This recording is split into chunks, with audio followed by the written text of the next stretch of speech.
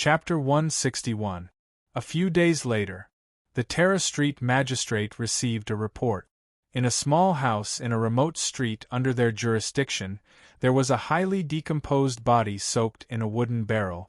The first person to find the body was a nearby neighbor.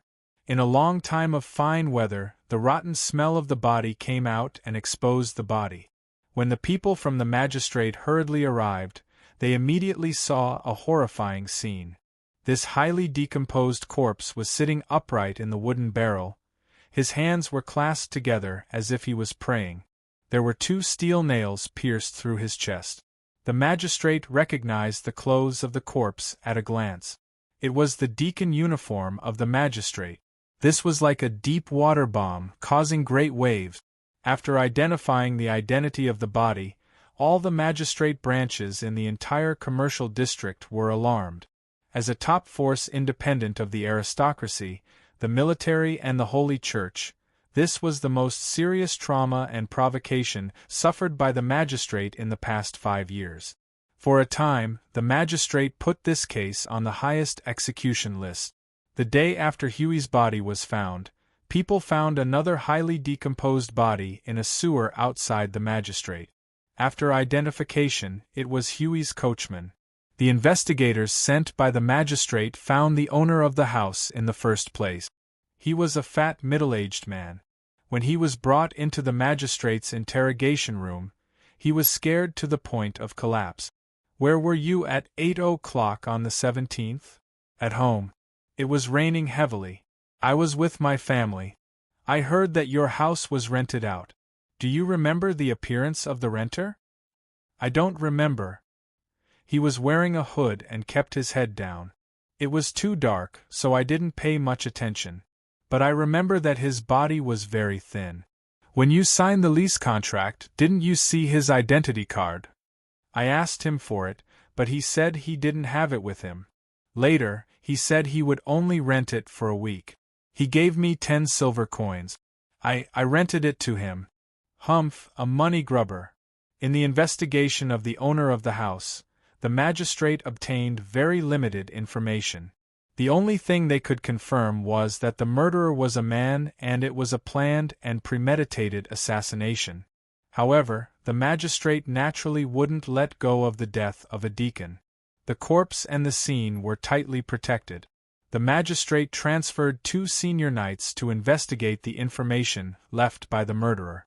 The first thing that caught their attention was the 2 steel nails. They were sent to the magistrate for inspection.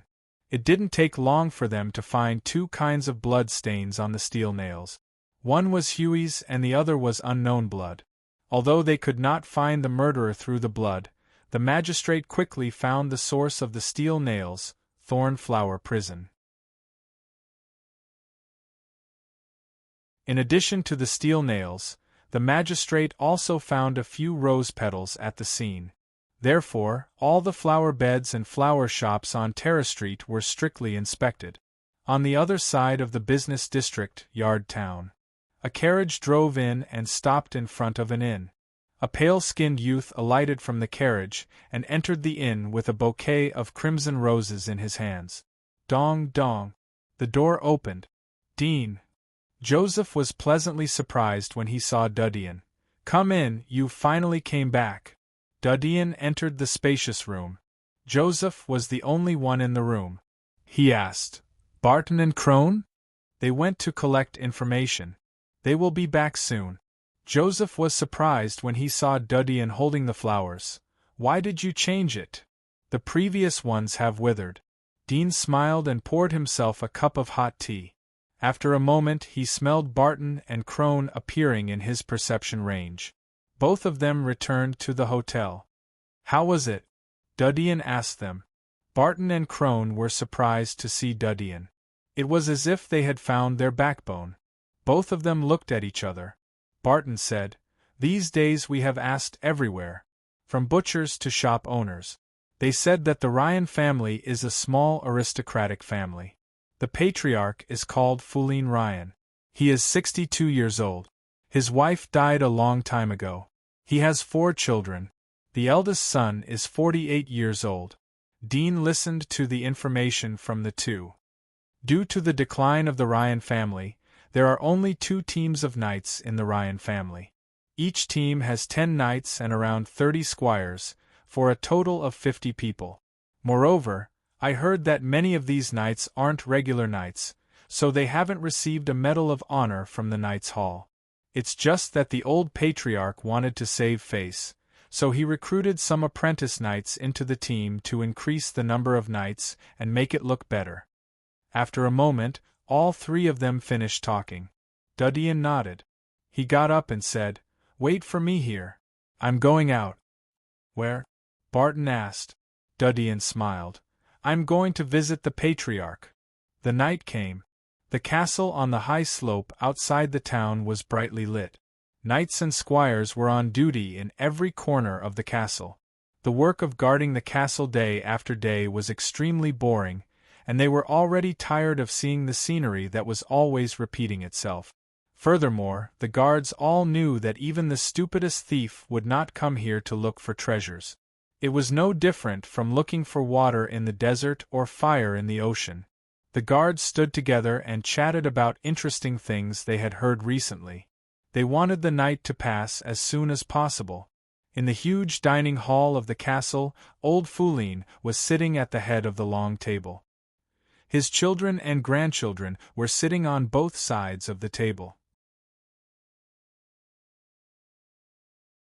One of the older granddaughters was handing her baby to the nanny so that she could take it to breastfeed. A huge chandelier was hanging on the top of the dining table. The oil lamp was yellow. It was the lamp oil used by ordinary residents. After dinner, the children got up and saluted the old patriarch. They went back to their respective rooms to rest or play. "Grandpa, I mentioned to you last time about opening a shop on Wall Street. What do you think?" One of the young men, who was about 20 years old, asked the old patriarch who was sitting at the head of the table. Old Foulin slowly looked up at him. "I have investigated. Although Wall Street is bustling, but the rent is too high. The profit you want to sell is too low. It's not enough to earn back the rent, let alone make money to subsidize your family." The young man's face slightly changed. "Grandpa, I don't want to sell junk. I have found a master craftsman to forge good swords and knives. I can sell them at a high price. As long as you lend me some money to rent the shop, I will definitely make a profit." "You are too young." Old Foulin sighed. "You go and investigate the other shops near Wall Street. If you think that the things you sell are better than the other shops, then come back to me. Don't treat the customers as fools. They are very smart." "Grandpa," the young man hurriedly said. "Hugh, don't be rude," the middle-aged man next to him shouted. The young man lowered his head and threw away the fork in his hand. He turned away and left. The middle-aged man looked at the old patriarch. "Father, please don't be offended. The child is not sensible and impatient. He is still young. After a few years of tempering, he will understand." Old Foulin sighed but didn't say anything. He picked up the crutches from the table and got up. The maid next to him helped him back to the room. Old Foulin covered his chest and coughed softly. The middle-aged maid next to him quickly took out a bottle from the container and handed it to him. The old patriarch poured out 2 red pills and swallowed them. His cough eased a little. He waved his hand to let the maid withdraw. The middle-aged maid withdrew. Old Foulin slowly came to the desk next to the bed. He lit the oil lamp and took out a magnifying glass from the drawer. He started to read the books on the table. "Patriarch, you are in a good mood." Suddenly a voice echoed from the dark corner of the room.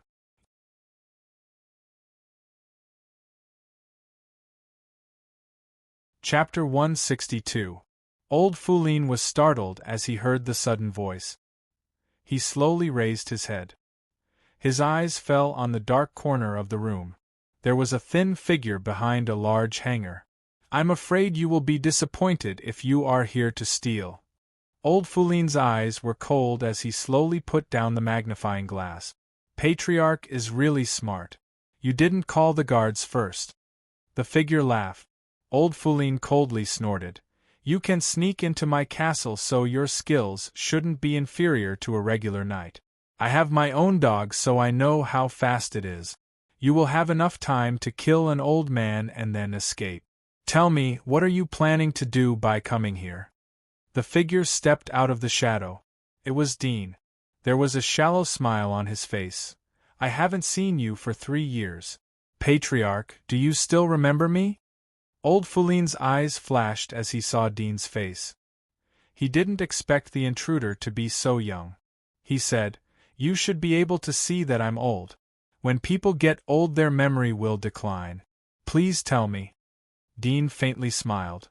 3 years ago, at the aristocratic party held by the Melon Consortium, you invited a scavenger to be your family's knight. Do you remember?" Old Fouline was startled. He thought for a moment.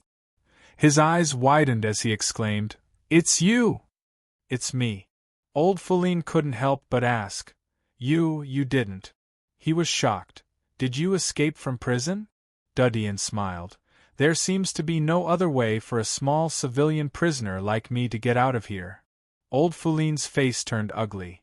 "I remember that I didn't offend you. I heard that you were imprisoned 3 years ago. If you want to retaliate, then you should look for the Bourong family and the Milan family." Dean smiled as he pulled the chair next to him and sat down. "Patriarch, don't be nervous. I have no malice towards you. I just want to talk about cooperation." "Cooperation?" Old Patriarch said in a low voice. "Our Ryan family is just a small family. We only have a small town.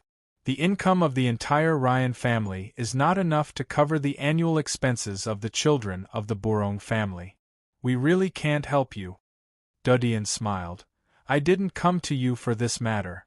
I naturally know the strength of your Ryan family. Although your Ryan family has declined, but you are still a noble family. I came to find you to bail me out." "Bail you out?" Old Fouline shook his head. No, you have escaped from prison, so I can't bail you out. If you were still in prison, then I could bail you out. But now you are a wanted criminal. I can only bail you out if you are willing to be caught and go back to prison." Dean smiled. "It's just a matter of cost. As long as you spend money to take care of it, I believe that you have a way to remove a wanted order." "You overestimate me too much." Old Fouline shook his head. "Our Ryan family has no savings. You have seen that all the expensive antiques passed down by our ancestors have been sold. There is nothing valuable left. Now we are relying on the income from the farm to barely maintain our daily expenses. There is no money to help you." Dean whispered. "Patriarch, you should know that I am a hunter. If you bail me out, will your family be short of money in the future?" Old Fouline smiled. "But I really don't have money to help you. If I remember correctly, your family has a mine in Red Leaf Mountain, right?" Dean asked with interest. Old Fouline's face changed. "You want me to sell the mine? Don't even think about it. This is the last lifeblood of our Ryan family. We will never sell it. Even if you kill me, it will be useless." Dean sighed. "Patriarch, I hope that time hasn't eroded your brain and eyes. You have to see clearly what is a real treasure mine and what is a waste mine." "What do you mean?" Old Fouline's face slightly changed. "After I am bailed out and have a legal identity, I will naturally repay your Ryan family." Dean slowly said, "If I'm not wrong, the mine has long been exploited to the point that it is no different from an abandoned mine. Otherwise, your Ryan family wouldn't be in such a decline. But I'm different.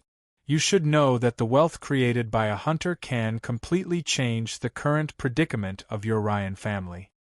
Old Fouline's face turned ugly as he shook his head. "No, I can't do this." Dean indifferently said, "I know what you are worried about. Bailing me out is tantamount to opposing the Bourong and Milan families. It will bring a devastating blow to the already weakened Ryan family. But aren't you on the same side as them? Your Ryan clan is also declining day by day. After 10 years, how many knights can your Ryan clan hire to guard the gate for you?" Old Fouline's face turned ugly. He knew that Dean was right. This was the source of his worries and troubles. But it's different if you cooperate with me. Dudian smiled. I can improve the life of your Ryan family. I can even bring your Ryan family back to the glory of the glorious period. Old Fulin suddenly looked up at him. Just by you? Although you are a hunter, but how can I believe that you will know how to repay me after I bail you out? Moreover, I know better than you how much a primary hunter can do. You don't need to confuse me. A primary hunter can't do much. Moreover, how can I bet the fate of my family on a hunter who will die outside the giant wall? Dudian gently smiled. A primary hunter naturally won't do, but what about an intermediate hunter? Old Fulin was startled. He looked at him. What do you mean? Do you remember Linda's team that died 3 years ago? Dudian smiled. Old Fulin froze for a moment. He naturally knew about this. As a member of the Melon Consortium, every time a hunter was killed, the ruling nobles would take action. Moreover, an entire hunting team was annihilated. This matter caused a great sensation at that time. Many investigation teams were sent to search outside the giant wall. However, they couldn't find the reason. They couldn't determine whether it was man-made or a monster.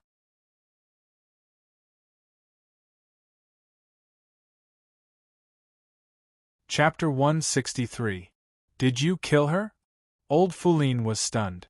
You should know that I have a problem with Linda. Dudian chuckled. When the consortium investigates, they won't pay attention to me. I'm just a junior hunter. If you investigate, you should be able to find out that I was temporarily dispatched to the giant wall to cooperate with Glenn to hunt the Black Weaver. Old Fulin was startled. When Dudian mentioned Glenn and the Black Weaver, he immediately recalled the major events that happened that year. These two events happened to overlap. You weren't a junior hunter at that time. You were at most an apprentice hunter. How could you kill Linda? She was an intermediate hunter. Old Fulin couldn't believe it. Dudian glanced at his desk and smiled. If you have read the recent newspapers, then you should know about the death of Deacon Huey. Old Fulin was startled. His eyes widened as he looked at Dudian in horror. Yes, I killed him. Dudian smiled. Old Fulin couldn't help but ask. He was a deacon of the magistrate. Why did you kill him? The main reason why I was imprisoned was because of his trial. Dudian smiled. I told you these two things because I want to tell you that if I want to, your Ryan family will be completely destroyed tonight. Please believe me. Old Fulin's pupils contracted as he stared at Dudian. After a long time of silence, he felt tired. His old face was full of sweat. He was no longer able to hide his body's trembling. He slowly sat back on the chair. So, I have no choice? Dudian touched his chin and thought for a moment. Then he shook his head. Well, it seems that there is no choice. Unless you choose to maintain the noble character of an aristocrat and insist on fighting against the criminals. Then you will be gloriously exterminated. Perhaps you will leave a glorious record in the history books of the future generations. At least you won't be ashamed of the ancestors of the Ryan family. Old Fulin smiled. You don't have to be sarcastic to me. You were able to escape from Thornflower Prison. I know that you are not a simple character. Perhaps Linda's team was really killed by you. Anyway, you have the strength to kill an old man like me. Even if it is to save my own life, I will promise you. But if you really killed Deacon Huey, then the magistrate will definitely find out. Even if I bail you out, you will be imprisoned again and will be executed immediately. Dudian smiled. You don't have to worry about this matter. I have my own way to deal with it. Old Fulin couldn't help but look at him. He wanted to say something but hesitated. He finally held back and said, Since you have your own plan, I won't say much. But it is difficult to mine the Red Leaf Mountain. It is almost a waste mine. Even if it is sold, it won't be able to get a high price. Dudian smiled. The mine is the same as a person. As long as you dress up a little, even if it is ugly, you will be able to look good after dressing up. I believe I don't need to elaborate on how to do it. Old Foulin deeply looked at him. I know. Dudyan slowly walked to the desk. It's getting late. You can now write the bail letter and send it to the magistrate to submit the bail application. Old Foulin's face slightly changed as he carefully stared at the boy. He sighed in his heart. I can probably believe that Linda and the others really died in your hands. He took out the letter from the drawer and filled the quill with ink. He began to write. Dudyan quietly looked at the letter. After a moment, the Ryan family's emblem was stamped at the end. Tomorrow I will find a way to sell the mine to raise money to help you take care of it. Old Foulin sighed as he closed the letter. Dudyan nodded and patted his shoulder. Don't worry too much. I'll give you a big gift once you're done with your business. Old Foulin bitterly smiled but didn't say anything. After a moment, Dudyan went into hiding. Old Foulin called the butler and handed over the letter. He ordered to send it to the magistrate overnight. Dean hid in the dark and carefully observed. He didn't want Old Foulin to secretly swap the letter. After the butler left, he smelled Old Foulin's scent being transferred to another person's hand. That person rode a horse and left the castle. After the door was closed, Dean came out and looked at Old Patriarch. It's getting late, so I'm going back to sleep. I wish you have a good dream. It's a good start. Old Foulin wryly smiled. He was doomed to have insomnia tonight. The day after Deacon Huey's body was found. Warden's office in the castle of Thornflower Prison. A figure in black armor pushed open the door in a hurry. He glanced around and saw Jones behind the desk. Warden, I heard that you have news about the criminal? Yes. Jones threw a letter on the table to him. This is the news I just got. The kid's trace has been exposed. He is in the commercial district. The black-armored youth quickly opened the letter and read through it. He couldn't help but say, Kill Deacon Huey? Wasn't he in the slums? How could he run to the commercial district? Jones replied, He went to the slums first. It's likely that he deliberately exposed the direction of your search. He wanted you to think that he was hiding in the slums and ignore the search in other areas. The youth in black armor felt as if he had been slapped in the face. There was anger in his eyes. Are you saying that we have been fooled by him? Jones said indifferently. From the moment he escaped from prison, it was tantamount to playing with us. Now you immediately dispatch people to the commercial district to search for his traces.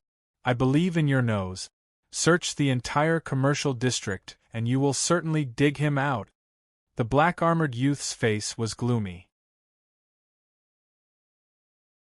Looking at the letter in his hand, he suddenly said, It only says that there are 2 steel nails. These steel nails are not exclusive to our prison. They can be forged in some blacksmith shop. Could it be just a coincidence? If I were him, when I was wanted, I would try my best to lead the people we were searching for to the slums. There is no reason for me to do such a thing in the blink of an eye and expose my whereabouts. Wouldn't the previous plan be in vain? Jones looked at him. Even if he didn't do this, you have searched the slums for so many days and still haven't found his shadow. Sooner or later you will shift your attention to other areas. He should know that there is a possibility that he will be exposed. He also knows that we will search for him. The purpose of doing this is to know where our search team is. He wants to lead us by the nose. The youth in black armor couldn't help but ask, Since you know this, why do you still want me to go?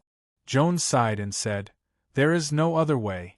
Even if I know what this kid is thinking, I still have to jump in. After all, the one who died is a deacon of the magistrate. At present, the biggest suspect is this kid who escaped from the prison. If we don't do something, how will the magistrate and the nobles trust our prison? The youth in black armor was silent for a moment. I will send some people to go there, and send some people to search the residential area. Jones nodded. Yes, I also have the same idea. But this investigation in the commercial district must be carried out by you.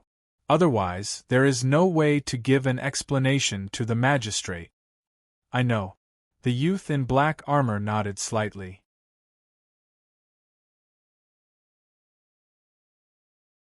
Chapter 164.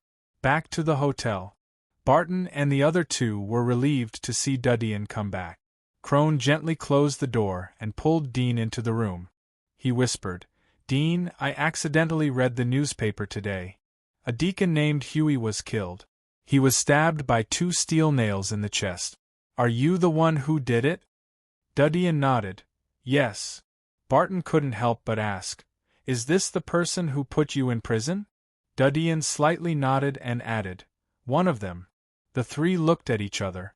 Joseph nervously said, "Dean, they are arresting murderers everywhere. Will they suspect you? You are still a wanted man.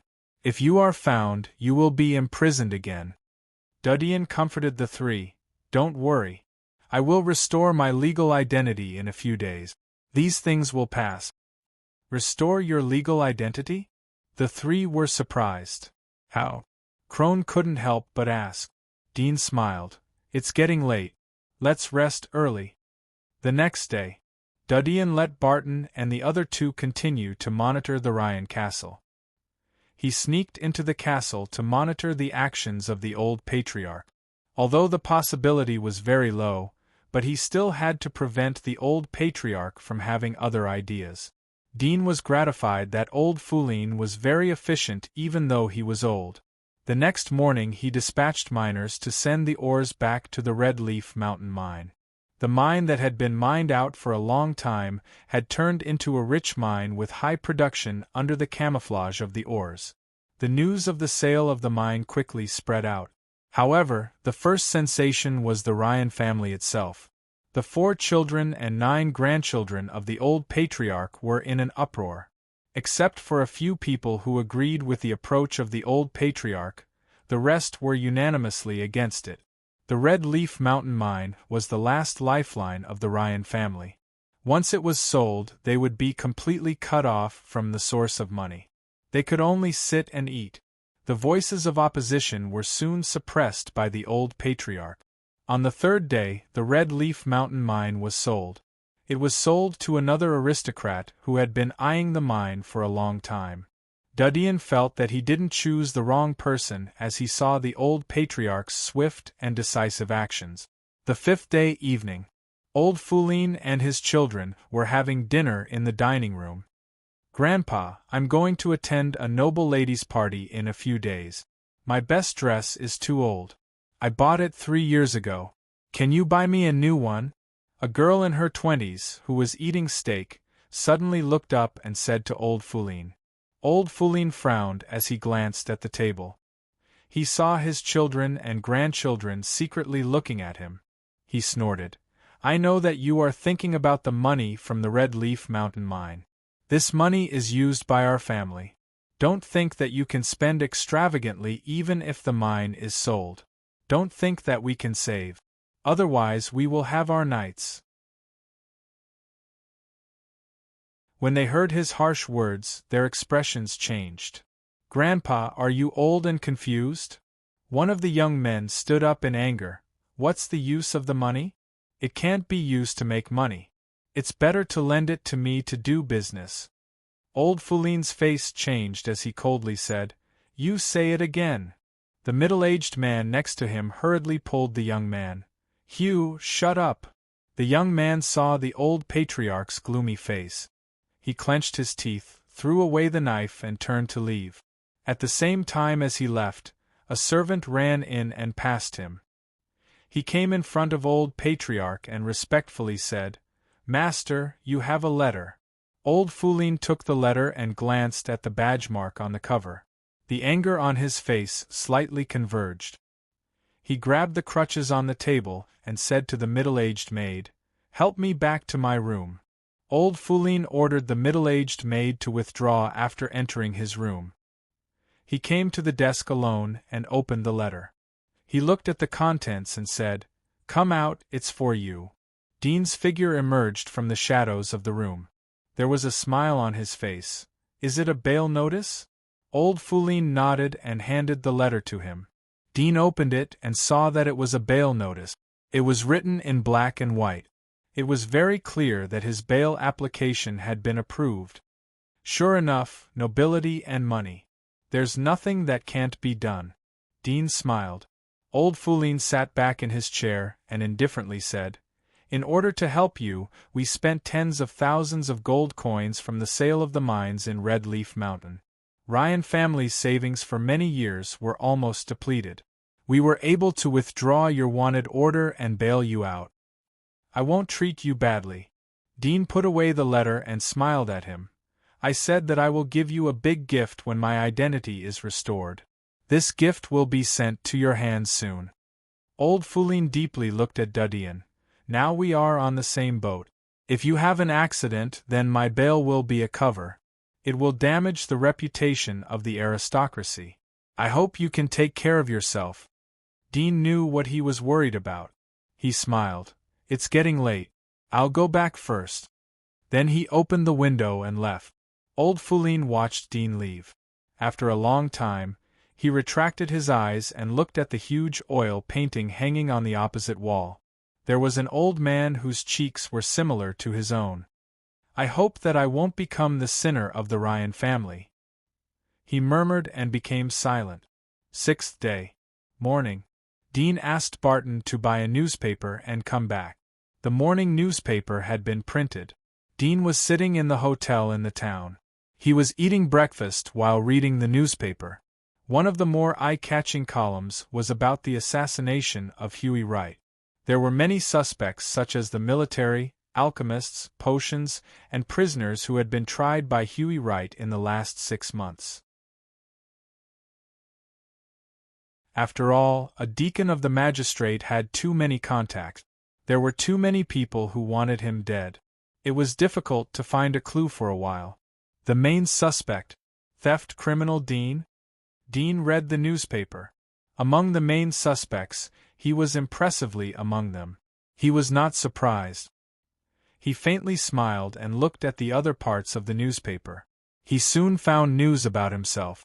Theft criminal Dean was released from prison last night after being bailed by the Ryan family. There was a touch of smile on Dean's face as he saw the news. There was some emotion in his heart. This was the charm of the aristocracy and money. Although the wanted order had been withdrawn, but after all it had been posted. Now they still pretended that nothing had happened. The ones who were fooled were the civilians. In the aristocratic era, the newspaper had always been the communication machine of the aristocracy. But for the civilians, the newspaper still had a very high credibility.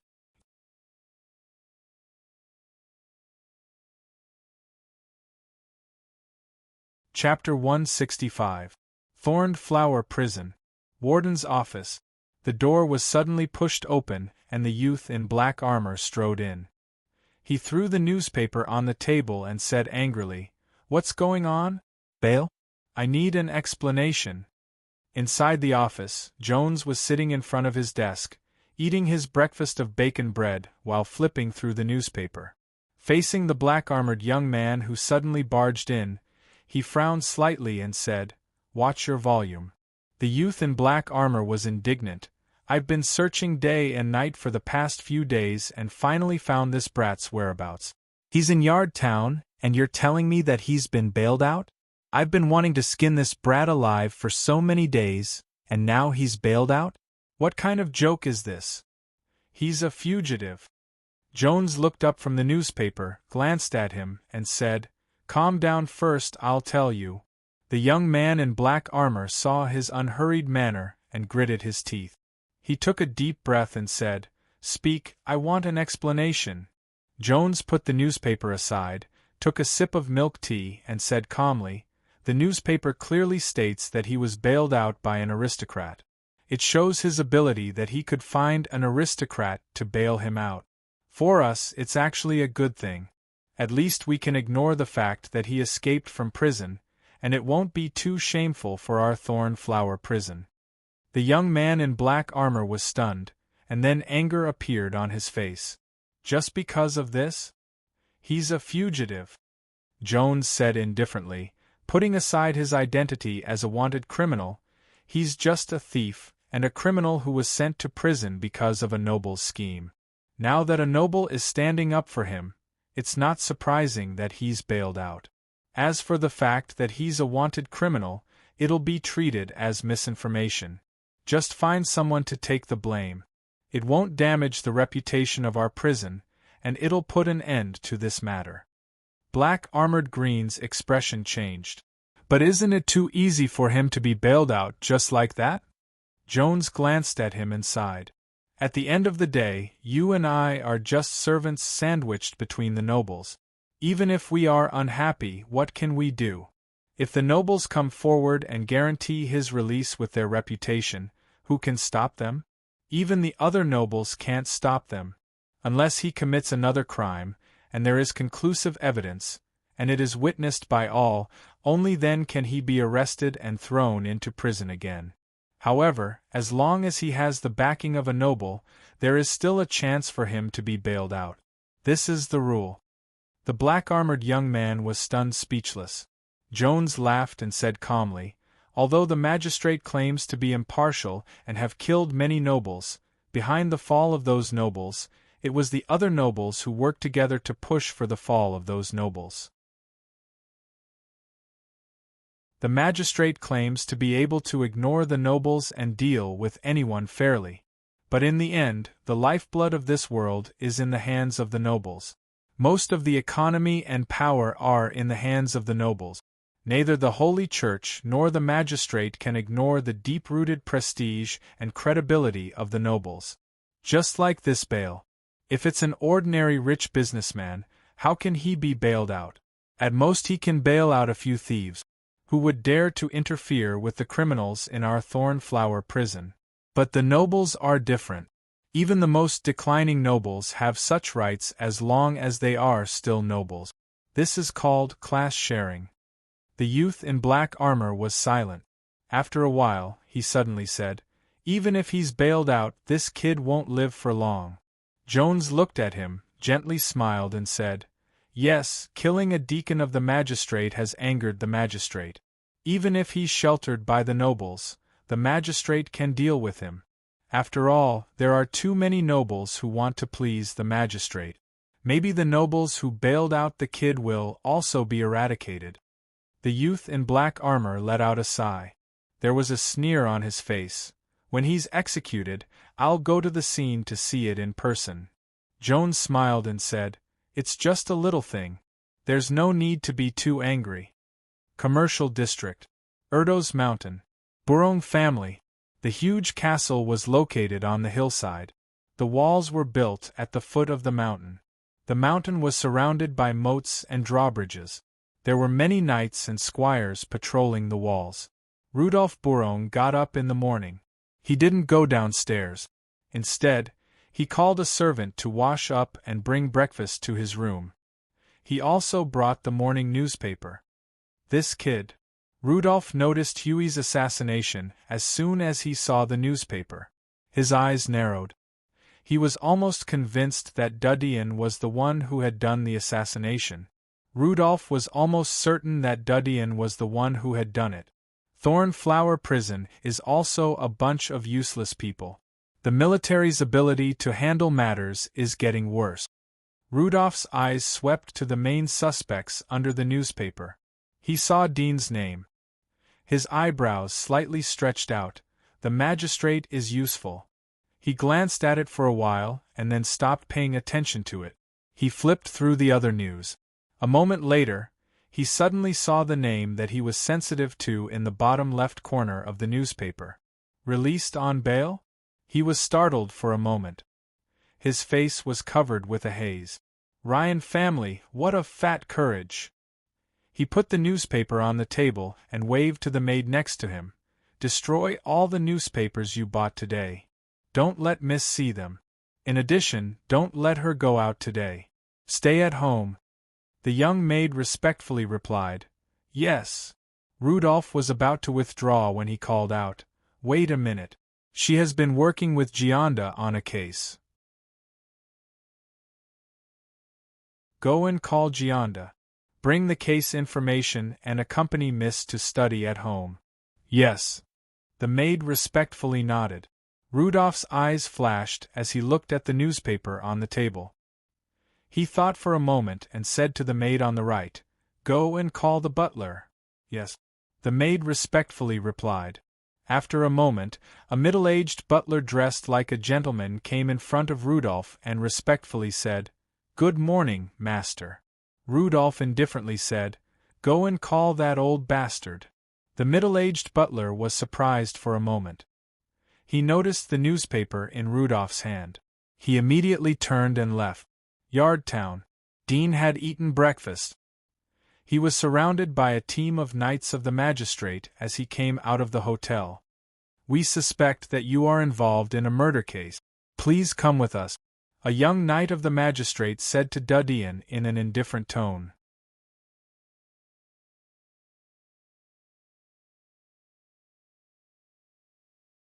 Chapter 166. Humph! A knight with sharp eyebrows snorted. "You want to take the carriage? You killed Deacon Huey. You will be in jail." Dean slightly raised his eyebrows and looked at him with interest. When did a knight of the magistrate take the position of a magistrate? The case hasn't been interrogated yet, but the suspect is regarded as a criminal. Is this how the magistrate solves cases? If I remember correctly, the third rule of the knight of the magistrate is to investigate seriously and be unyielding. If I may ask, does slandering others without any evidence conform to the definition of seriousness and integrity? The knight of the magistrate wanted to say something but was stopped by the knight of the magistrate. "Mr. Dean, please cooperate with us. Otherwise, we will have to arrest you by force," the knight of the magistrate said. Dean smiled. "I'm very cooperative, but there is no conclusive evidence. I'm a normal civilian, and also a probationary magistrate. But now someone is wantonly slandering me. I need an explanation."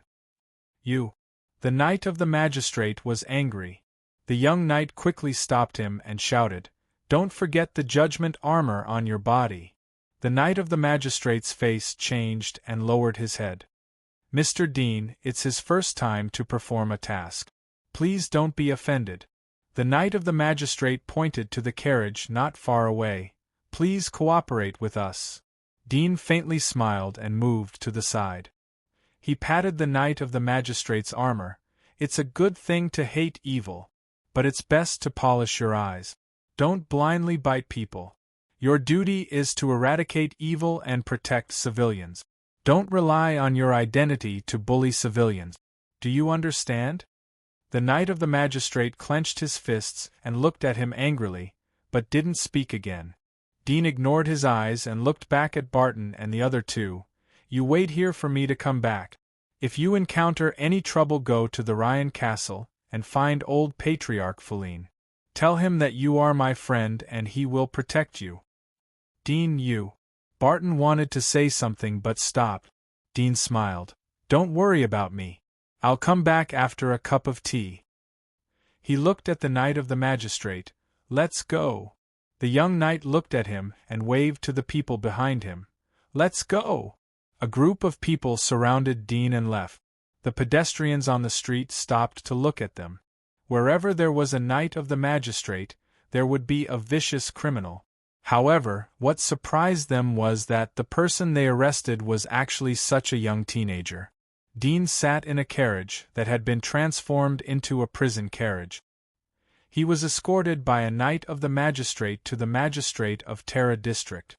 Their street was much livelier than before. The neighboring magistrates also sent their priests to supervise the trial. Several streets were crowded with people, and many knights in judges' armor escorted the priests into the magistrate's court. Apart from the members of the magistrate, many commoners and wealthy merchants who lived nearby also gathered to watch this grand event. A carriage came slowly. It was escorted by a team of knights of the magistrate. It squeezed through the crowd and stopped in front of the magistrate. The young knight dismounted from his horse and went forward to open the iron chain outside the carriage. "Mr. Dean, please." Dean tidied up his clothes and slowly got down from the carriage. He looked around and saw carriages with the flags of the magistrate. Dean smiled and followed the young knight down the stairs to the magistrate. "Please!" The young knight of the magistrate led the way. Dean followed him through the solemn vestibule into a dimly lit hall in the back of the hall. There were 4 people sitting in the hall. They were dressed differently and had handcuffed bracelets on their hands. They were sitting on one side of the long table. Some of them had gloomy expression, as if they were thinking about something. "Please cooperate." The young knight of the magistrate took out the handcuffs and said to Dean. Dean smiled and handed out both of his hands. The young knight of the magistrate said after handcuffing the bracelets, "Sit down. They are suspects in the murder case just like you." 3 of them were men and 1 of them was a woman. One of them was dressed extravagantly. He laughed. "The magistrate is really good. They can catch a person who hasn't even grown his hair yet as a suspect. Is it because they can't find the murderer that they want to catch a few innocent and pitiful people to be the scapegoats?" The young knight of the magistrate's face sank. "Shut up!"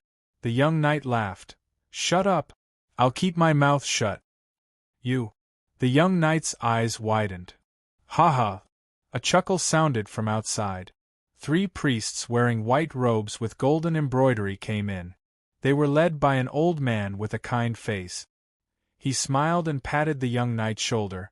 "You go out first." The young knight of the magistrate saw the old man and his anger subsided.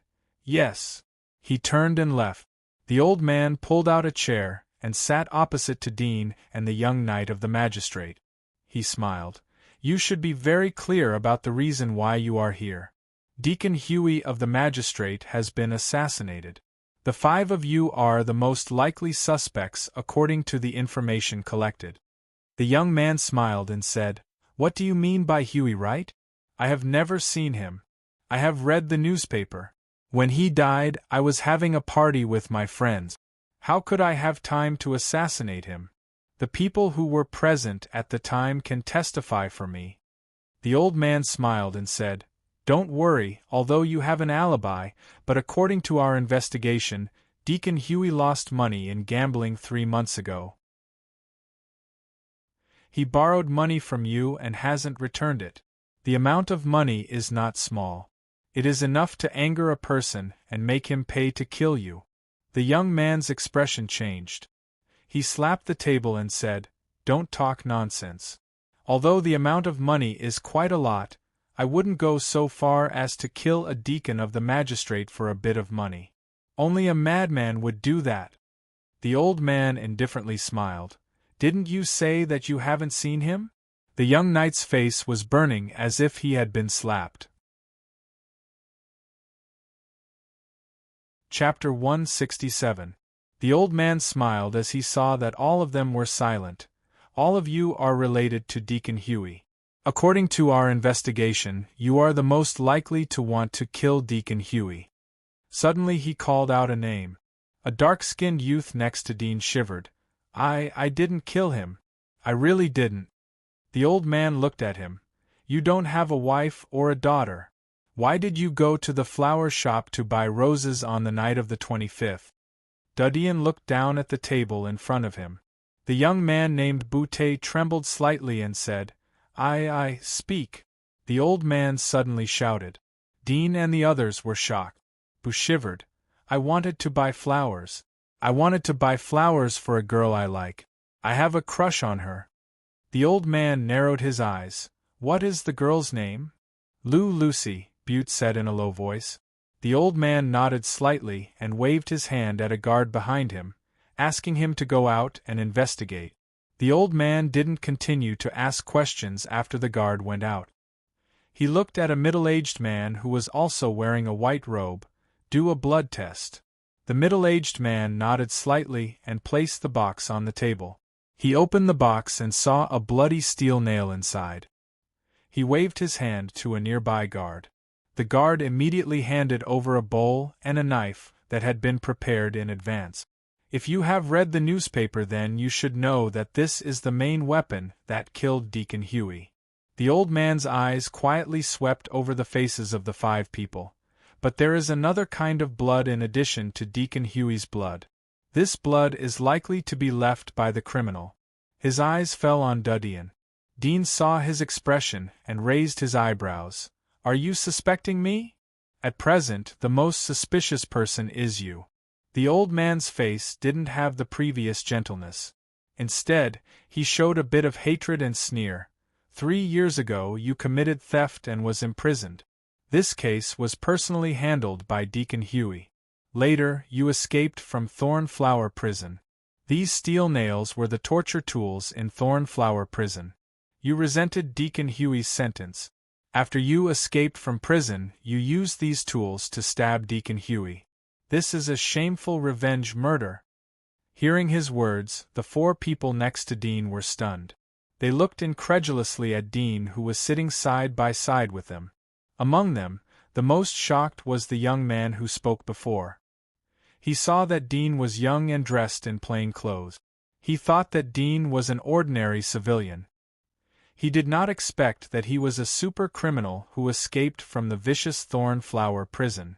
Thinking of what he said before, his eyelids twitched, and he subconsciously moved to the left. Dean calmly looked into the old man's eyes. I was in prison when Deacon Huey died. I don't understand what you are talking about. Boy, don't play dumb. The middle-aged man next to him said in a stern voice. Do you really think that everyone in Thornflower Prison is a group of idiots? Now that the evidence is conclusive, do you think you can fool us? Now you should pray for the aristocrat who bailed you out. After the test is over, he will be listed as an accomplice. His family will be confiscated and his aristocratic status will be abolished. Dean stared at him coldly. Before the results are verified, I hope you can shut your mouth. The magistrate relies on evidence, not mouth. Or did you receive money from someone to find a scapegoat? Bastard, what did you say? The middle-aged man angrily pointed at Dean. Dean leaned back on the chair and looked at the old man in front of him. Since you have the evidence, there is no need to talk nonsense. Start the verification so that everyone can have some peace of mind. The old man coldly said, You don't need to say much. We will verify it. He said to the middle-aged man, Start. The middle-aged man coldly looked at Dean. Boy, the first one is you. Stretch out your hand. Dean stretched out his hand. The middle-aged man saw that Dean suddenly became honest. He coldly snorted and lifted Dean's sleeves. Suddenly, he saw the dense whip marks and other scars on Dean's arm. He could even see the marks left by the fire. He could not help but slightly change his face. The 4 people next to him also noticed the scars on Dean's hand. They could not help but take a deep breath. The countless scars made their scalp tingle. You deserve it. The middle-aged man snorted. He cut a shallow mark on Dean's wrist with a knife. Blood seeped out and slipped into the small bowl. The young man next to him secretly glanced at Dean. He saw that Dean's expression was as usual. He didn't even frown. He secretly sighed in his heart. At the same time, he said to the middle-aged man, Elder, do you want to scrape the blood off the steel nail to see if it can merge with our blood? The middle-aged man glanced at him and said in a cold voice, If the investigation didn't say that you have a motive to kill with your IQ, I don't believe that you can commit murder. The young man stared at him and said, what do you mean? The middle-aged man didn't pay attention to him and waved to the outside. After a moment, a knight came in with a palm-sized box. He put the box on the table and retreated. The middle-aged man opened the box. There was a soft little insect lying inside. Its whole body was crystal clear. It was chubby and twisted slightly on the soft cotton pad inside the box. This is a homologous insect. The middle-aged man looked at Dean and smiled coldly. The blood left on the steel nail has dried up. It can't be tested. But homologous insects can recognize the same blood. In addition to blood, they can also recognize other similar substances. Then he handed the small bowl to the box. The blood floating in the bowl exuded a faint smell of blood, and it quickly attracted the attention of the white and tender worm in the box. It crawled out of the box, and its many tiny crystal claws firmly grasped the smooth bowl. It stuck its head into the bowl and sucked the blood. After the blood entered its body became red. The middle-aged man handed the bloody steel nail to the front of the insect. He looked at it nervously and expectantly. The white and tender insect stood up and gently sniffed the steel nail. After a moment, it suddenly retracted its body and drilled into the box. Seeing this scene, the middle-aged man was stunned. The old man sitting opposite to Dean also changed his face. "Try again." The middle-aged man reacted and once again handed the steel nail. The white and tender insect didn't respond. It was lazily lying in the box and twisting its body. Seeing this, the middle-aged man and the old man could not help but look at Dean. There were some doubts in their eyes. Although they had gathered 5 suspects, but the person they suspected the most was Dean. The blood on the steel nail was excellent evidence. However, now after verification, in addition to Huey's blood, the other one was not Dean's. Besides him, who else could it be? Chapter 168.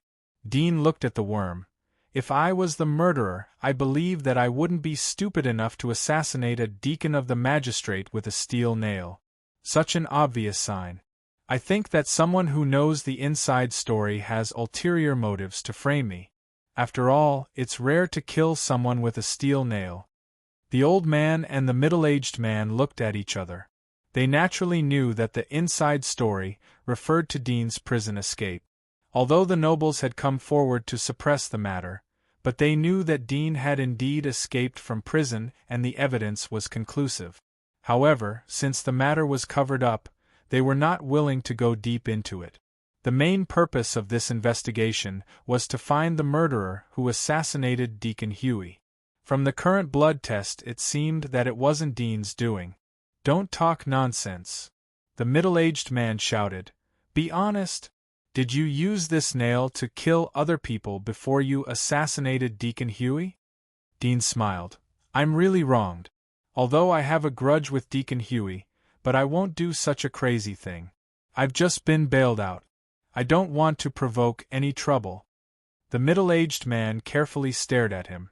After a moment, he exchanged glances with the old man. The old man waved his hand. "Test the blood of others." The middle-aged man nodded slightly and immediately collected the blood of other people according to the previous method. It will take 12 hours for the homologous insects to be willing to eat different kinds of blood after eating. You will temporarily put them in prison and wait for the results to come out before leaving. The middle-aged man indifferently said. The 4 people looked at each other. The youth couldn't help but say, "How can this be? I'm just a suspect. How can you restrict my freedom?" "Don't be long-winded," the middle-aged man shouted. The youth's face changed. He gritted his teeth but didn't say anything. Dean looked at the old man. "I have been verified. Can I go now?" The old man looked at him and meaningfully said, "Remember your current bail status. If there are new results, please cooperate with us. Otherwise you will be arrested as a fugitive." Dudian nodded. "Of course, I also hope that you can catch the murderer as soon as possible. I also want to see whether it is a coincidence or someone is trying to frame me." The old man nodded slightly and said to the middle-aged man beside him, "This case doesn't seem to be the work of an ordinary person. Later, apply to the headquarters to send punishers over to investigate." The middle-aged man's expression turned serious as he nodded and said, "I understand."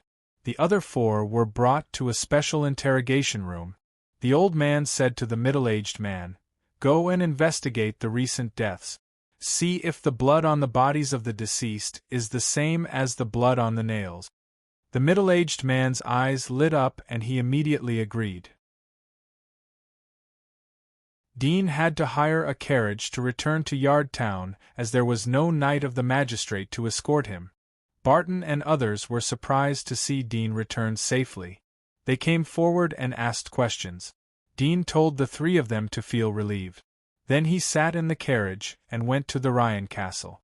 This time, it was an open and above-board visit. He entered through the main gate, and after being notified by the guard at the gate, he entered the Ryan castle. Old Fourline was sitting in the hall. There was a trace of surprise in his eyes as he saw Dean being led by the guards. But his face was full of smiles as he came forward. "Welcome! What a rare guest! It has been many years since a hunter has come to visit our Ryan castle. Please sit down." There was a young man and a girl in the hall. They were wearing brightly colored clothes. They should be the grandchildren of old Fourline. Both of them were happy as they heard Dean's words. They knew what it meant to be a hunter. It meant a lot of wealth and money. "Hello, my name is Houghton." The youth came forward and shook hands with Dean. Dean shook hands with him and smiled. "You are welcome. I'm here to talk about cooperation with old Patriarch Fourline." Cooperation? Houghton was surprised as he heard the word. Although the Ryan family belonged to the Mellon Consortium, but there were many nobles under the Mellon Consortium. The commission was distributed according to the proportion of shares. Every time the resources were brought back from outside the giant wall, the Holy Church would get a fixed commission. The rest would be taken by the Mell family and the Bourong family.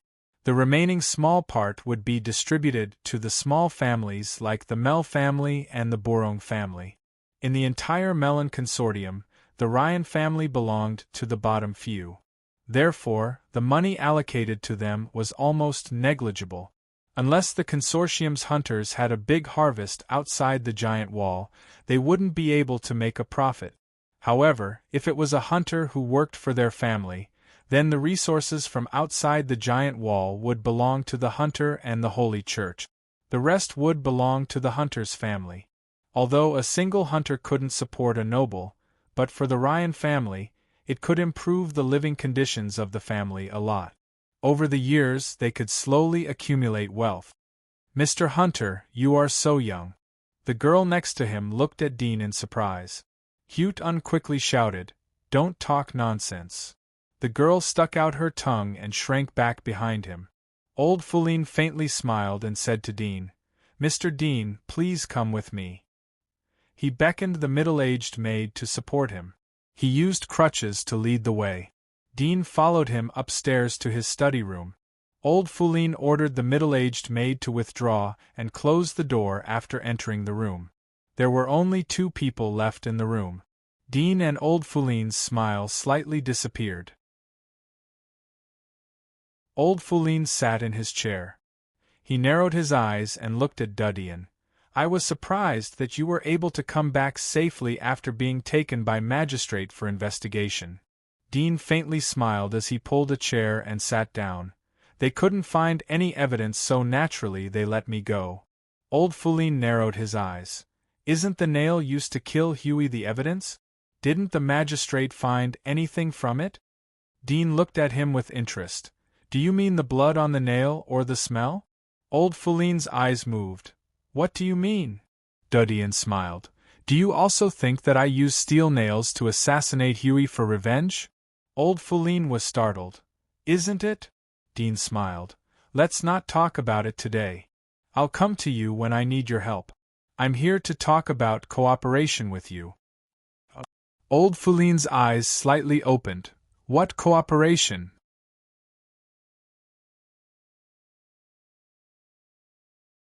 Chapter 169. Create a new consortium? Old Fourline shook his head. "It's useless. Although our Ryan family is qualified to apply for the establishment of a consortium, but no one will be willing to join." Dudian said, "No, we don't need others to join for the time being. Only nobles and wealthy businessmen can apply for a consortium. The procedures for commoners and wealthy businessmen to apply are too cumbersome. Nobles are different. They only need to show their identity. After establishing a consortium, they can rent a separate passage outside the giant wall from the Holy Church. They can clean up their own area. This is what I told you before. It's a thank you gift." Old Fourline smiled. Although I don't know where you heard about these things, but the amount of money needed to rent a passage to the outside of the giant wall is unimaginable. Even the Mel family and the Bourong family need to form a partnership. Moreover, they need to attract other aristocrats and wealthy businessmen to join the consortium. Our small Ryan family is simply impossible to do so. I've said it before. Anything that can be solved with money isn't a problem. Dudian smiled. You should apply for the consortium first. I'll give you a sum of money in a few days. You? Old Foulin was surprised. He looked at Dudian suspiciously. Are you going to rob them? Dudian smiled. The money in this world depends on robbing. Old Foulin stared at him for a moment. I hope you don't make too much noise. Our Ryan family is just a small boat. Can't withstand your tossing. Whether the boat will capsize or not depends on the operator's operation, not the size of the boat. Dudian smiled. Has the Bourong family looked for you in the past few days? Old Foulin nodded. Not long ago. It's all thanks to you that my face was drenched with saliva. Then it's to moisturize the skin. It's easy to say. As you wish, the Melon Consortium has decided to kick our Ryan family out of the consortium. They have a good relationship, so the Mel Consortium will certainly agree. I believe that we will be kicked out in a few days. Old Foulin sighed. Dean said, That's good. Old Patriarch Riley smiled. I'm just sad about the money. If we are kicked out, they will definitely find a way to do things in the dark. They will make our Ryan family lose all the resources we invested. Dudian shrugged. Not much anyway. Old Foulin's mouth slightly twitched as he saw Old Foulin's indifferent appearance. Now you and I are tied to the same boat. I hope we can cooperate happily. Dean looked at the sky and got up. I should go back. Old Patriarch sighed. He suddenly thought of something. What is the name of the consortium? Ryan Consortium? Dean thought for a moment. Let's call it New World Consortium. New World Consortium. Old Foulin murmured. Dudian left the Ryan castle and returned to the hotel in the town under the old patriarch's personal escort. The middle-aged hotel owner was vigilant when he saw Dudian. There was a hint of worry and alertness on his face. Apparently, he remembered Dudian's appearance when the knights came to look for him in the morning. It's done. Dean went back to the room and said to Barton and the other two, In the next days, you will live in the Ryan castle. Tell them that you are my friends and they will entertain you. Live in the aristocratic castle? Barton and the other two were stunned. Dean smiled. I hope you can learn wisdom in life. You will have a hard time in the future. Although the wind and rain in front of us have been covered up, but once exposed we will be beyond redemption. Moreover, we will face more problems in the near future. You are our right-hand men. I hope you can be strong. Barton and the other two looked at each other. The joy in their hearts suddenly faded. Dean didn't conceal the assassination of Huey from them. They also knew what kind of amazing move Dean had made. Although they had expected that the future would be very rough when they followed Dean, but they didn't expect that they would fall into such a dangerous situation at the beginning. Although the past days were hard, but they were relatively comfortable. But now they could be destroyed at any time. I know. Barton gently nodded. Joseph and Crone bowed their heads in silence. They felt the cold wind around them.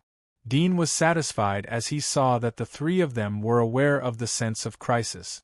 A wolf could be trained in a dangerous environment, but a dog could be trained in a comfortable environment. Dudian returned to the residential area alone after entrusting Barton and the other two to the Ryan family. These days he entrusted the Ryan family to inquire about the whereabouts of Jura and her husband. They were expelled from the house assigned to him by the consortium and repatriated to the residential area after he was imprisoned. Fortunately, the house in the residential area hadn't been sold yet. Otherwise they would be homeless after being repatriated. Dean's heart was full of guilt as he sat in the carriage back to Lynn Street. He hurried to get off the carriage. He saw that the original house of Jura and her husband had been cleaned up. There were no fallen leaves on the grass. It was still early, so he could smell the smell of Jura and Gray in the house. However, Jura's smell was stronger than Gray's. She should be at home. In addition to Jura's smell, Dean also smelled a strange smell that was mixed with Jura's. He couldn't help but stare blankly for a moment. Seeing that there was no one around, he immediately jumped over the guardrail and arrived in front of a window next to the house. Through the gap of the window, he suddenly saw the scene in the room. It was still the same as before. Jura was sitting in front of a desk, wearing glasses and reviewing information. Next to her was a 7 or 8-year-old boy. He wrapped his wrist around her arm and gently rubbed against it. But he was very obedient and didn't make a sound. Jura smiled as she stopped from time to stroke the little boy's head. Dean was slightly startled, and suddenly felt a little sour in his heart. He was silent for a moment, slowly turned around, stepped on the lawn, climbed over the guardrail, and left the street. Dean stopped after walking for a long time. He looked up and saw the hidden alchemist's stronghold in front of him. 3 years had passed, but the alley was still as dirty and dark as before. The walls were still camouflaged with cloth. However, Dean could smell that there was no smell in the alchemist's stronghold. Most likely the stronghold had been moved. At this moment a carriage passed by. The breeze blew the curtain of the carriage, and a faint fragrance floated out. Chapter 170. Is it her? Dean's eyes flashed as he recalled the smell from the carriage. After a moment, he moved towards the direction of the smell. An hour later, Dean followed the traces left by the smell and came to a nearby town. The streets here were relatively dirty. Some dark alleys along the way were filled with rats. There were few people in the shops on both sides of the street. Dean stopped in front of a huge manor on the edge of the town. He saw the carriage that had passed behind him was parked in the corner of the manor. Nearby the carriage, there were 7 or 8 other carriages. Judging from the shape, they were not professional carriages used on the street, but privately built vehicles. The fabric and the size of the structure were different. Dean stood in the corner and looked at the manor. He soon noticed that the lawn of the manor was extremely clean. There were 4 guards at the door.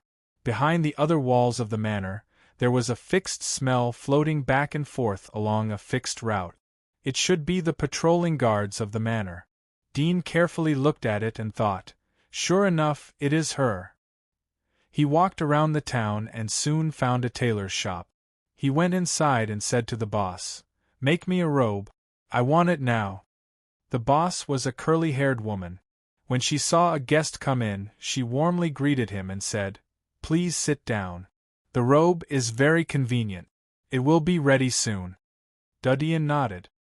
He looked around the shop and suddenly smelled a faint fishy smell. He looked at the direction of the smell. It came from the wall behind the tailor's shop. It was extremely hidden. He could not help but be startled. He looked at the curly-haired woman unconsciously. The curly-haired woman turned around and asked, "What color do you want?" Dean's eyes slightly moved. "Black. Linen will do." "Good." The curly-haired woman turned around and picked out a piece of black cloth. She took out a pair of scissors to cut it. In this era, mechanical energy had not yet been used. Naturally, the sewing machine had not been invented. Dean silently looked at the back of the curly-haired woman. Suddenly, he found that the color of her nails was light red, and there were some residue in the gap. With his eyesight, although they were separated by a few meters, he could clearly see that these residue were minced meat. Is it a murderer? Or an alchemist of the Life faction? Dean was shocked. He didn't expect to encounter such a thing in a tailor's shop in this small town. Thinking of the many carriages parked in front of the manor, he faintly felt that he had entered an incredible alchemy stronghold. After a moment, the curly-haired woman handed the black robe to Dean. "Please put it on and see if it fits." Dean didn't wear it but looked at it. Not bad. After paying, he picked up the black robe and left. As for the mask, although the shop sold it, he gave up on buying it. Otherwise, it would be too weird to wear a black robe and a mask. If the other party was also an alchemist, they would probably guess his identity and leave information about his face. Dean went to other shops in the town and bought ink, pens, plush dolls, masks, flowers, and other things. He came to a small hotel and threw the plush doll to the side. He dipped the pen in ink and drew an alchemy tattoo on his chest. After a moment, the previous black cross tattoo was branded on his chest again. He asked the boss for some coal in the room and dried the ink on his chest. Then he crushed the flowers and smeared the juice on his chest. He pulled off the remaining petals and threw them into the inner layer of his underwear. Finally, he left the hotel with the black robe and mask. Back to the manor, Dean took advantage of the fact that no one was paying attention to him and put on the black robe and the white cat mask he bought. Then he walked towards the manor. "Who are you?" 4 guards noticed Dean and stopped him when he came close. Dean said, "Get out of the way." When the 4 guards heard the unyielding voice behind the white cat mask, they looked at each other. One of the guards retracted the coldness on his face and said in a low voice, "Do you have an invitation?" Dean frowned and thought for a moment. "I didn't bring it." "You didn't bring it?" The 4 guards were surprised and their faces turned cold. "Please leave. This is private property. No one is allowed to enter without an invitation." Dean replied, "I'm looking for a friend. I'll have to trouble you to notify her. She just came over. Her name is Nightingale. She brought an invitation card with her. She can prove my identity." The 4 guards looked at each other. One of them shook his head. "No, we are not responsible for passing messages." Dean's voice was cold. "Don't fail to appreciate favors. You won't be able to bear the responsibility if today's event is delayed." The guard frowned and sneered. "Don't talk nonsense. It's just a private gathering of my master's friends. It's not a big deal. If you are long-winded, we can only use tough means to ask you to leave."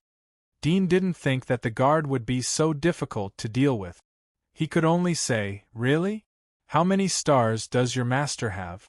Even a mere guard is so important?" His words were filled with anger, as if he had blurted it out in a fit of rage. The 4 guards' faces changed. The first guard carefully looked at Dudian. "Did you say that you are looking for Nightingale? I'll go in and help you ask if there is such a person. If there isn't, then don't blame us for being impolite." Dean snorted. "Tell her that she is an old friend from 3 years ago. Hound is looking for her." Hound? Hearing this nickname, the 4 guards looked at Dean's face slightly relaxed. The guard immediately turned and ran into the manor. 10 minutes later, the guard returned. His attitude became polite. "Please wait a moment. I'll help you inform her. She will be ready soon." Dean stood quietly with his hands clasped behind his back. After a moment, the gate of the manor was opened. A tall figure wearing an owl mask came out. She was wearing a bright dress. It seemed that she was going to a common masked party. After a moment, Nightingale came to the door. She looked at the figure wearing a white cat mask. There was some doubt in her heart. "Are you Hound?" Dean heard the beautiful voice. Although there were some changes compared to 3 years ago, it was more clean and mature, but it was still the same familiar timbre. He knew that his nose was not mistaken. He immediately said, "Mouse, Viper, Nightingale, Hound." He successively said 4 code names. Nightingale was slightly startled. She pondered for a moment and said, "Can you let me see your tattoo?" Dean nodded slightly. The guard next to him opened the door. Dean lifted his black robe to reveal the black cross tattoo on his chest. Nightingale heaved a sigh of relief and said with a smile, "I didn't expect it to be you. How did you find me?" The 4 guards were relieved as they saw that Dean's identity was confirmed. Dean said, "I've been wandering in this town recently.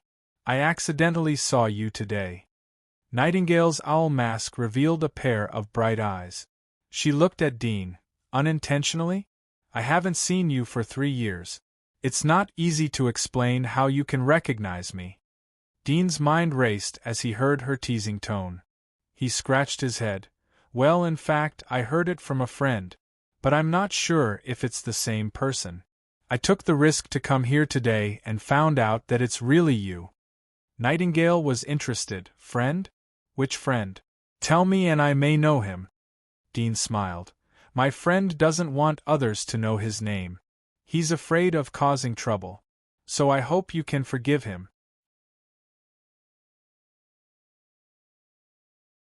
Chapter 171. Dean nodded slightly and followed her.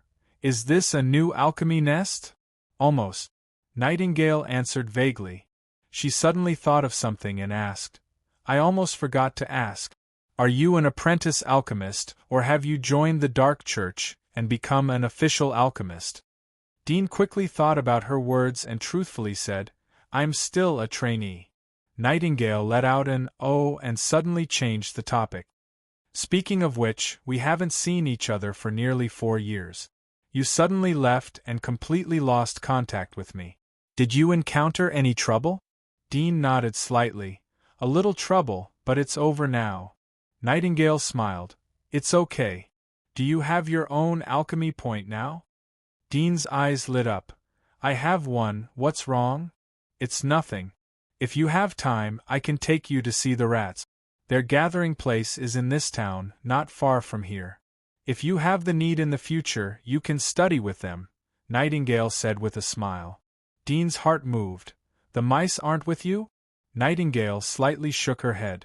At this time, the two came to the door along the lawn. The guard at the door recognized Nightingale and opened the door for them. Come with me. There are many big people here. Try to keep quiet. Nightingale whispered. She led the way after entering the door. The hall was dimly lit, and the walls were not lit by oil lamps, but by diamond-shaped crystals. It was said that this was a crystallized body of a special kind of monster, and this kind of monster was also the main target of hunters, so it was extremely valuable. The furnishings in the hall were moved to the side so that they could return at any time. There were 4 attendants standing under a huge oil painting in the main hall. One of them saw Nightingale coming over and looked at Dean. One of the attendants asked, Who is he? My assistant. Nightingale said.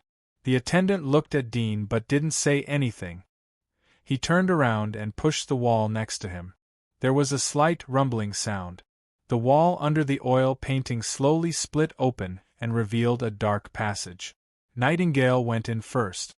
When it was Dean's turn, the attendant suddenly reached out and stopped him. We need to eliminate your smell. Please close your eyes.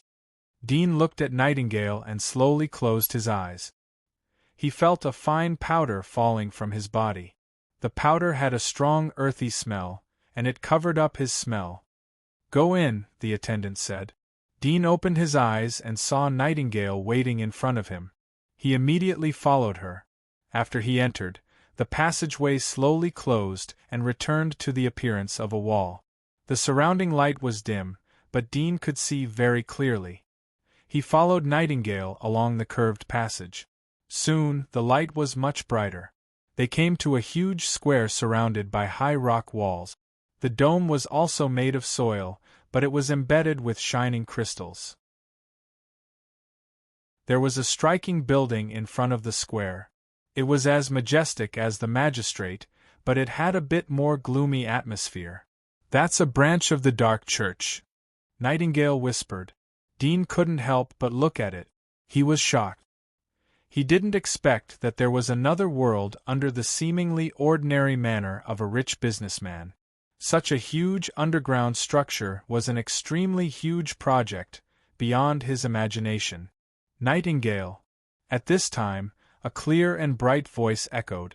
Nightingale and Dean turned their heads and saw 2 figures coming from the square. One was a man and the other was a woman. The man was wearing a golden robe and a dog mask. The woman was wearing a dark red robe and a rose mask. Her eyes and cheeks were covered, but the lower half of her face and lips were exposed. It was very eye-catching and sexy. Golden rose. Nightingale smiled as she saw the 2 of them. They came closer and looked at Dean. The golden-robed youth with the code name Golden laughed. You brought a new friend? Why don't you introduce him to us? Nightingale seemed to be a bit embarrassed, but still said, This is a friend I've known for a long time. His name is Hound. Hound? The woman in the rose mask glanced at the golden armor beside her and said, Golden armor, that's a suitable code name. Speaking of which, what does your friend do? Is he like you? Does he major in metal research? Nightingale looked at Dudian. I remember that you were studying the stone materials, right? Dean nodded slightly. I learn a little bit of everything. I don't have a major direction for the time being. Learn everything? The golden armor glanced at him and said, It's not that I want to talk too much, but you have to major in one area to have a way out. The world of alchemy is vast and profound. If you learn everything, even if you study for 100 years, you might not be able to achieve much. Rose asked, Have you got a 1-star status? Dean shook his head. No, I'm still in the apprentice stage. Apprentice? Golden and Rose were surprised. They looked at Nightingale. Is he an apprentice? Nightingale looked around and whispered, Don't be so loud. Golden and Rose looked at each other. Rose couldn't help but say, How can you bring an apprentice in? Even if he is your friend, you can't break the rules. Only those who have officially joined the church can come here. You should let him leave. Nightingale whispered, It's okay. I can bring an assistant. It's okay if he comes in as my assistant. Golden smiled slightly. You are really good. He is just an apprentice. What's the point of bringing him here? It's better to let him wait outside. It's okay since he is here. Nightingale looked at Dean and diverted the topic. Did you come here today to submit the experimental report? Yes. Golden patted his golden robe. They could see the outline of a square. He said, My experiment has made some progress. I hope it will pass the review. Me too. Rose sighed and said, I hope the direction of this research is right and I can pass the review. I still need 12 points to get a 1-star medal. The golden armor looked at Nightingale and said, What about you? Are you here to submit a report too? Speaking of which, your alloy method inspired me a lot. Have you made any new progress this time? Nightingale nodded. I have gained something. Then let's go together. Rose immediately said. Nightingale hesitated and looked at Dean.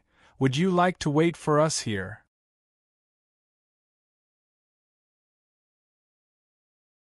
Chapter 172.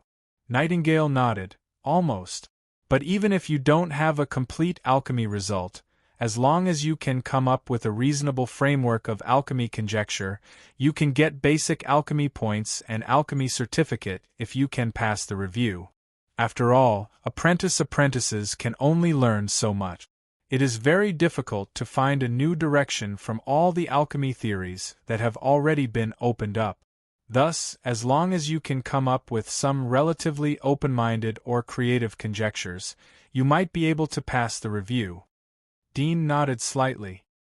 He was afraid that it was not because of the limited knowledge of the apprentice, but because the dark church couldn't see the light of day.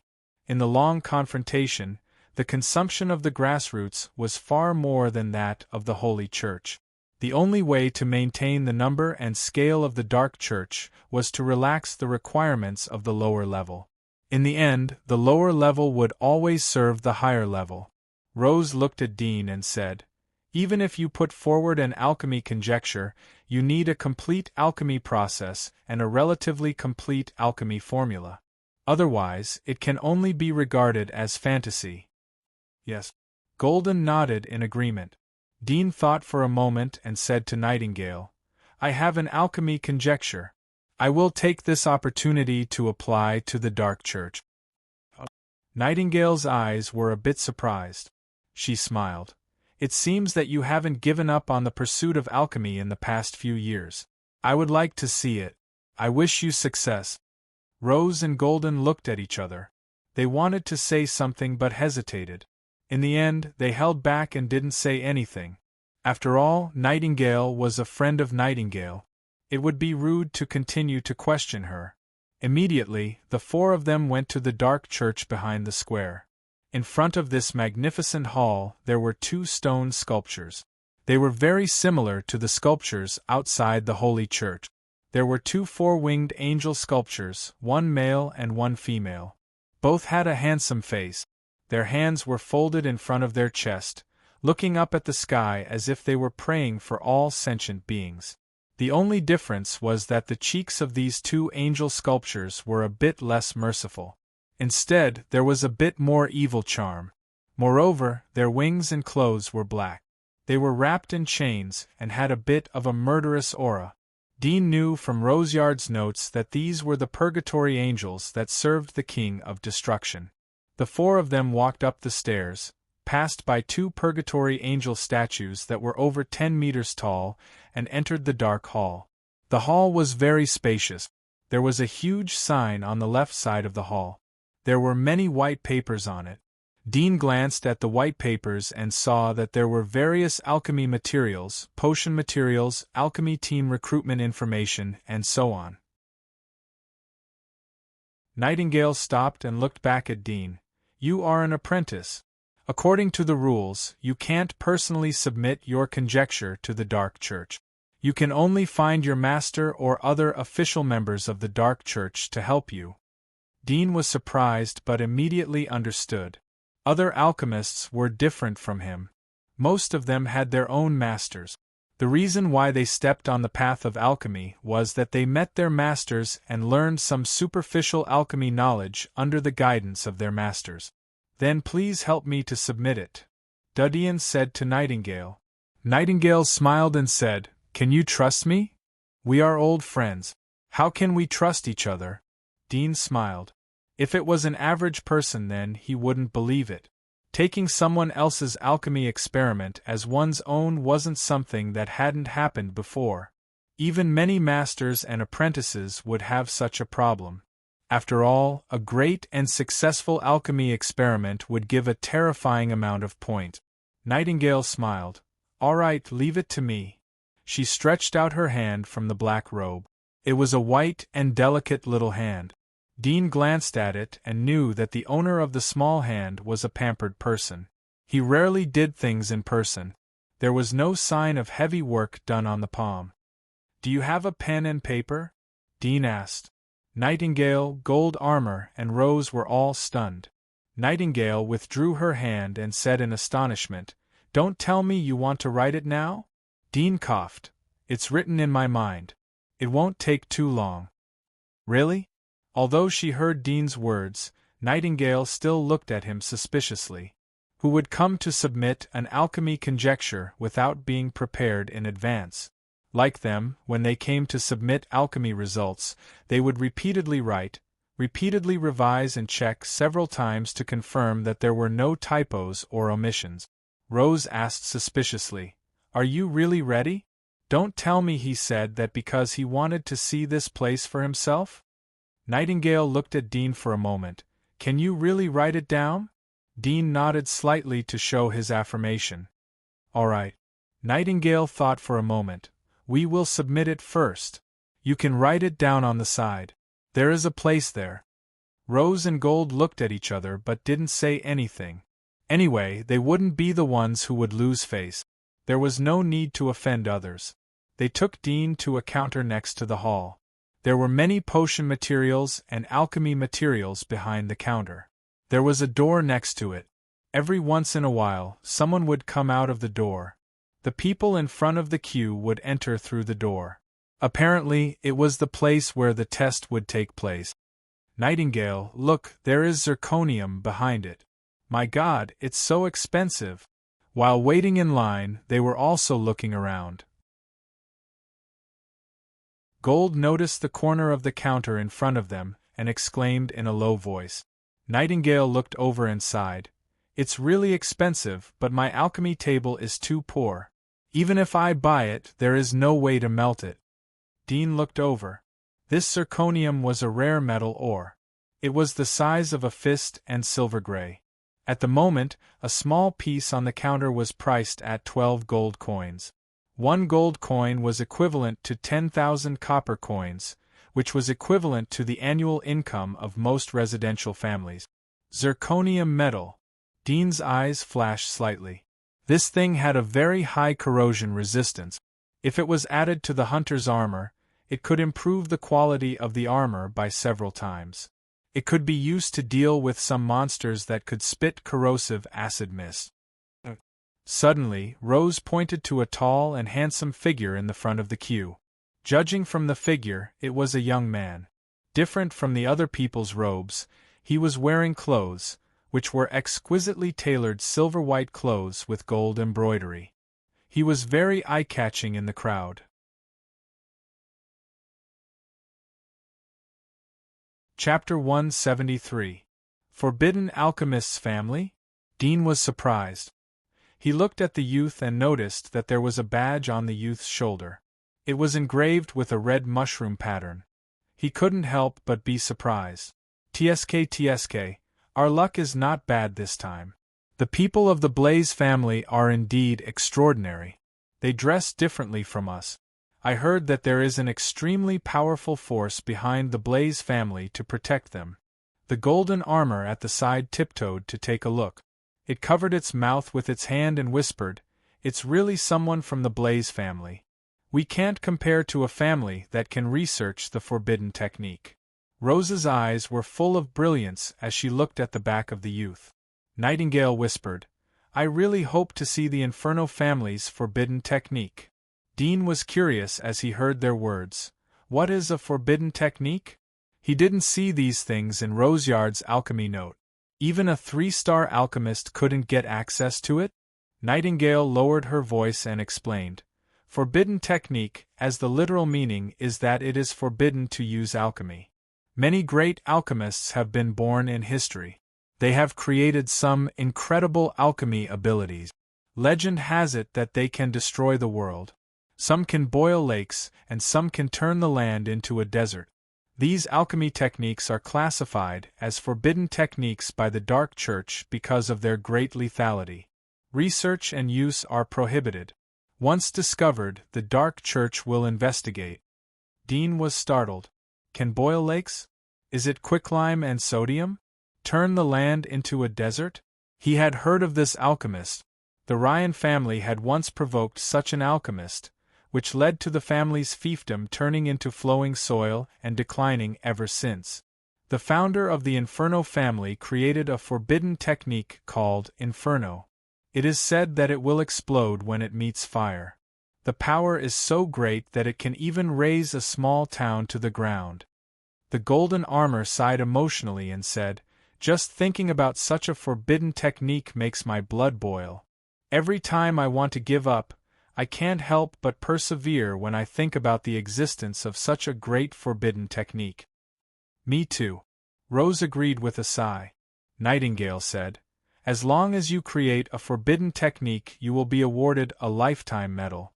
You can even participate in the discussion of the Dark Church. This is something that we can only hope for. Once a forbidden technique is created, it will be forbidden to use it. Nevertheless, the Dark Church will compensate in other ways. For example, the Inferno family created the flame explosion forbidden technique more than 200 years ago. The family is still in existence today. It is said that the headquarters of the family is located in the inner wall." Gold and Rose's eyes flashed as they heard the words inner wall. They were full of longing. Dean thought about the explosion pattern on the metal on the shoulder of the youth. He had some speculations in his heart. Can I see what the forbidden technique is made of? Nightingale shook her head and said, "No, the forbidden arts are all sealed in the secrets of the Holy See and are never leaked. Even the members of the forbidden arts family are forbidden to leak them. If they are found to have leaked them, even the creator of the forbidden arts will be severely punished." Dudian nodded and asked, "What if someone else accidentally created the same forbidden technique?" "That's easy." The golden armor, who was beside him, replied, "There have been a few such things in history. The Church will first investigate whether the repeated invention of the forbidden technique was a result of plagiarism.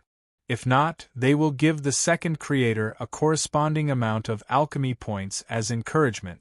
However, there will be no other rewards or medals. Dean nodded but didn't say anything. After a while, the queue in front of them gradually came to an end and entered the door. Not long after, they came out again. Although they were wearing masks, from their movements, it could be seen that most of them were dejected and sighing nonstop. Some of them were holding the information they had brought and seemed to be deep in thought.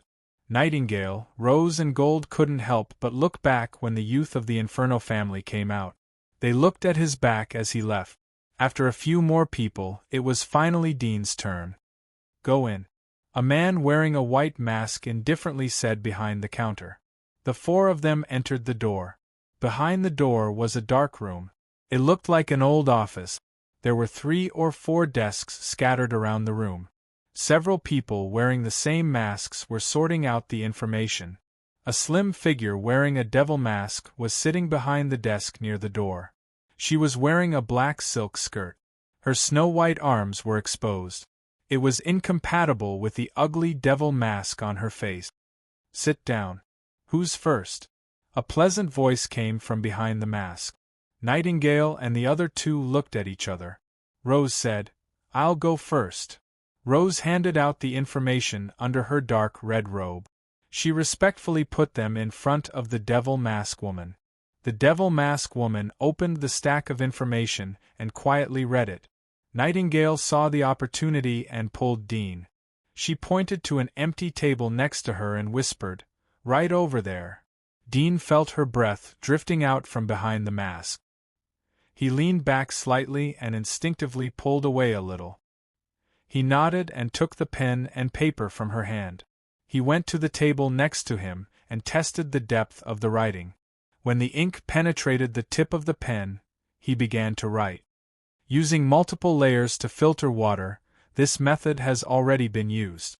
The key lies in the filtering materials, and there is nothing new in your information. Charcoal and cotton have already been used. They are currently the best filtering materials. You haven't found any new ones, and you don't have the ability to synthesize them. I think you should take a look at the last 10 alchemy newspapers.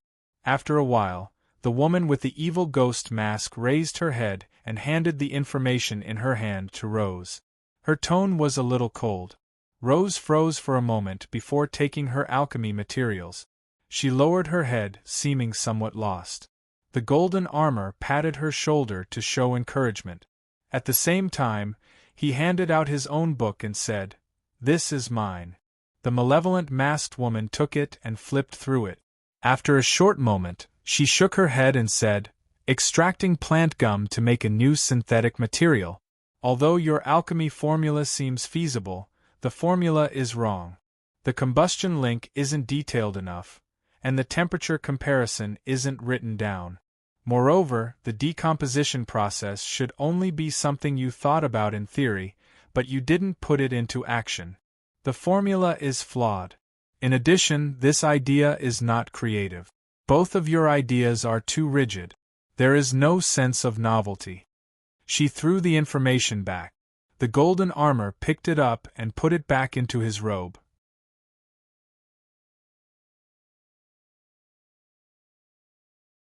Chapter 174. Dudien's mind was completely focused on the memories in his mind. Although he had memorized the basic alchemy symbols, but he had forgotten a lot of alchemy symbols after several years in prison. Most of the remaining ones were vague in his memory. The devil-masked woman saw that Dudien didn't respond, so she said to Nightingale, "What about you? Don't dilly-dally and waste time." Nightingale quickly handed out her alchemy information. The devil-masked woman took the information and quickly read it. Manganese and ferroalloy? The devil-masked woman's eyebrows slightly raised as her eyes swept left and right. She pondered for a bit and nodded. "Not bad. It's reasonable. Passed the preliminary examination." Nightingale's eyes lit up as she was pleasantly surprised. Gold and Rose, who were next to her, said in envy, "Congratulations." The devil-masked woman took the information and said, "Show me your alchemy medal." Nightingale was happy. She took out the oval triangular medal that was hidden in her black robe. The back of the medal was engraved with the word, Nightingale. The devil-masked woman looked at the name and said, "The basic alchemy points for the preliminary examination are 10 points. Do you have any problem with this?" "Yes." Nightingale nodded. She was naturally clear about this. "Someone come and enter this into the inventory," the devil-masked woman said to the other people who were sorting out the information. A purple-robed figure came over and took the information and Nightingale's identity. "Hey, are you done? I don't wait for people here." The devil-masked woman looked at Dudian, who was writing on the table behind Nightingale.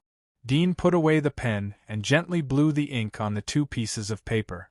Then he turned to the side of Nightingale and handed them to the table in front of the masked woman. "Sorry to keep you waiting." The devil-masked woman's eyebrows twitched. "Only 2. She picked up the 2 pieces of paper from the table and glanced from top to bottom. "The ink hasn't dried yet. Did you just write this?"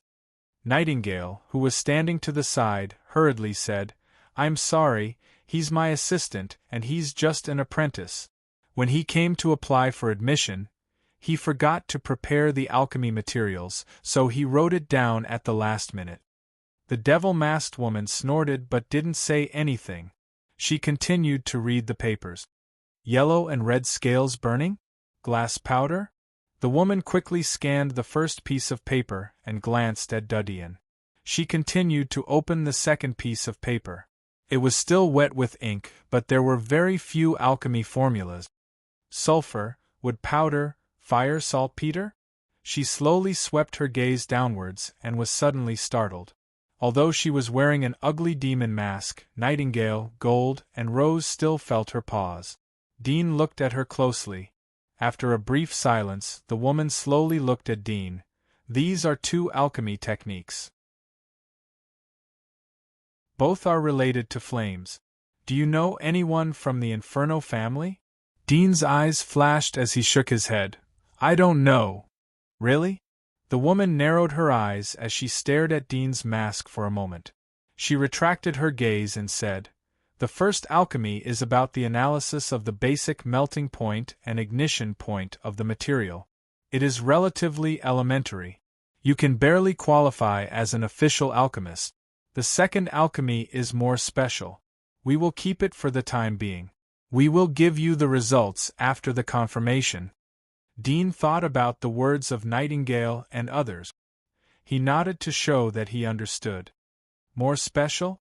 Nightingale, Gold, and Rose caught the evaluation of the devil-masked woman's words. They were startled and looked at Dean in surprise. Alchemy that could be evaluated as special was either a wrong idea or had a special effect. No matter which one it was, it could be regarded as full marks in terms of creativity. Even if the theory was later speculated to be wrong, it could still inspire some people. So it had no small value. "You need to submit your fingerprints, age, and the name that will symbolize you in the future when you join the Dark Church." The woman took out a form from the drawer and looked at Dean. "Everyone's fingerprints are different.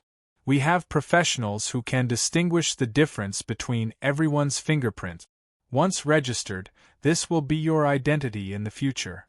You won't be able to hide or be impersonated by others. I hope you can treat it with caution." "Oh," Dean said. His heart was a little stunned.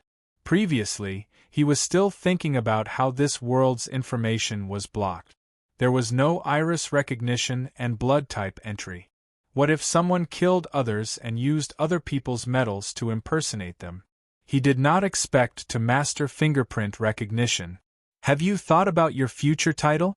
If you haven't thought about it, I can give you some hints such as Black Bat, Night Crow, and so on." The woman held the pen as she looked up at Dean. Nightingale looked at Dean. "Hound sounds good, but it's too common. Some people have already used it." Dean nodded. He looked at the woman's mask and suddenly thought that he had chosen the identity of an alchemist. It meant that he had fallen into the dark forces. As the Holy Church had said, he would become a devil. Once his identity was exposed, It would be like the darkness meeting the sun. He would be purified immediately. This was a road of no return. But he had chosen it. There was no way out. Even if there was a way out, he didn't want to retreat. A hound is a dog after all, Dean whispered. Since I'm a devil, why not become a devil among devils? My code name is Devil King. The woman, Nightingale, and others were startled. Devil King? Has anyone used this code name? Dean asked. The woman responded, Boy, your courage is not small. You dare to call yourself a Devil King. Dean indifferently said, Since I don't have the determination to become a Devil King, why bother to do these shameful things? Humph! The woman coldly snorted. Listening to your tone, it seems that you look down on your own identity. Aren't you proud of joining the Dark Church? Dean quietly looked at her. Knights are proud of their code, nobles are proud of their etiquette, rich businessmen are proud of their wealth, light is proud of their holiness, and I am proud of myself. Your own identity? You know what's good for you. The devil-masked woman's tone softened as she heard his words. Nightingale, Gold, and Rose were relieved. They were afraid that Dean would say something wrong. They didn't realize that when Dean said myself, he didn't mean the identity of joining the Dark Church, but himself in the real sense. I'll write down your name. I'll investigate it in 3 days to see if there are any people with the same name. If there aren't any, I'll engrave it on your medal. She then asked Dean's age and saved the fingerprints of Dean's 10 fingers.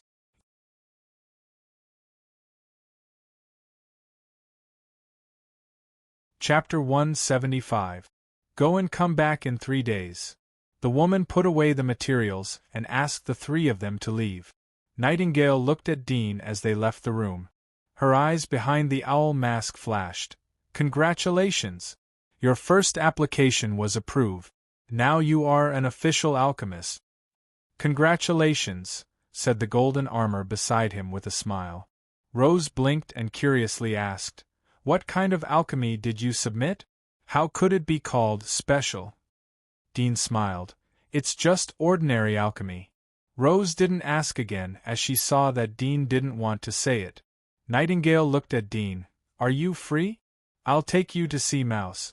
If he knows that you have become an official alchemist, then he will be able to cure his laziness.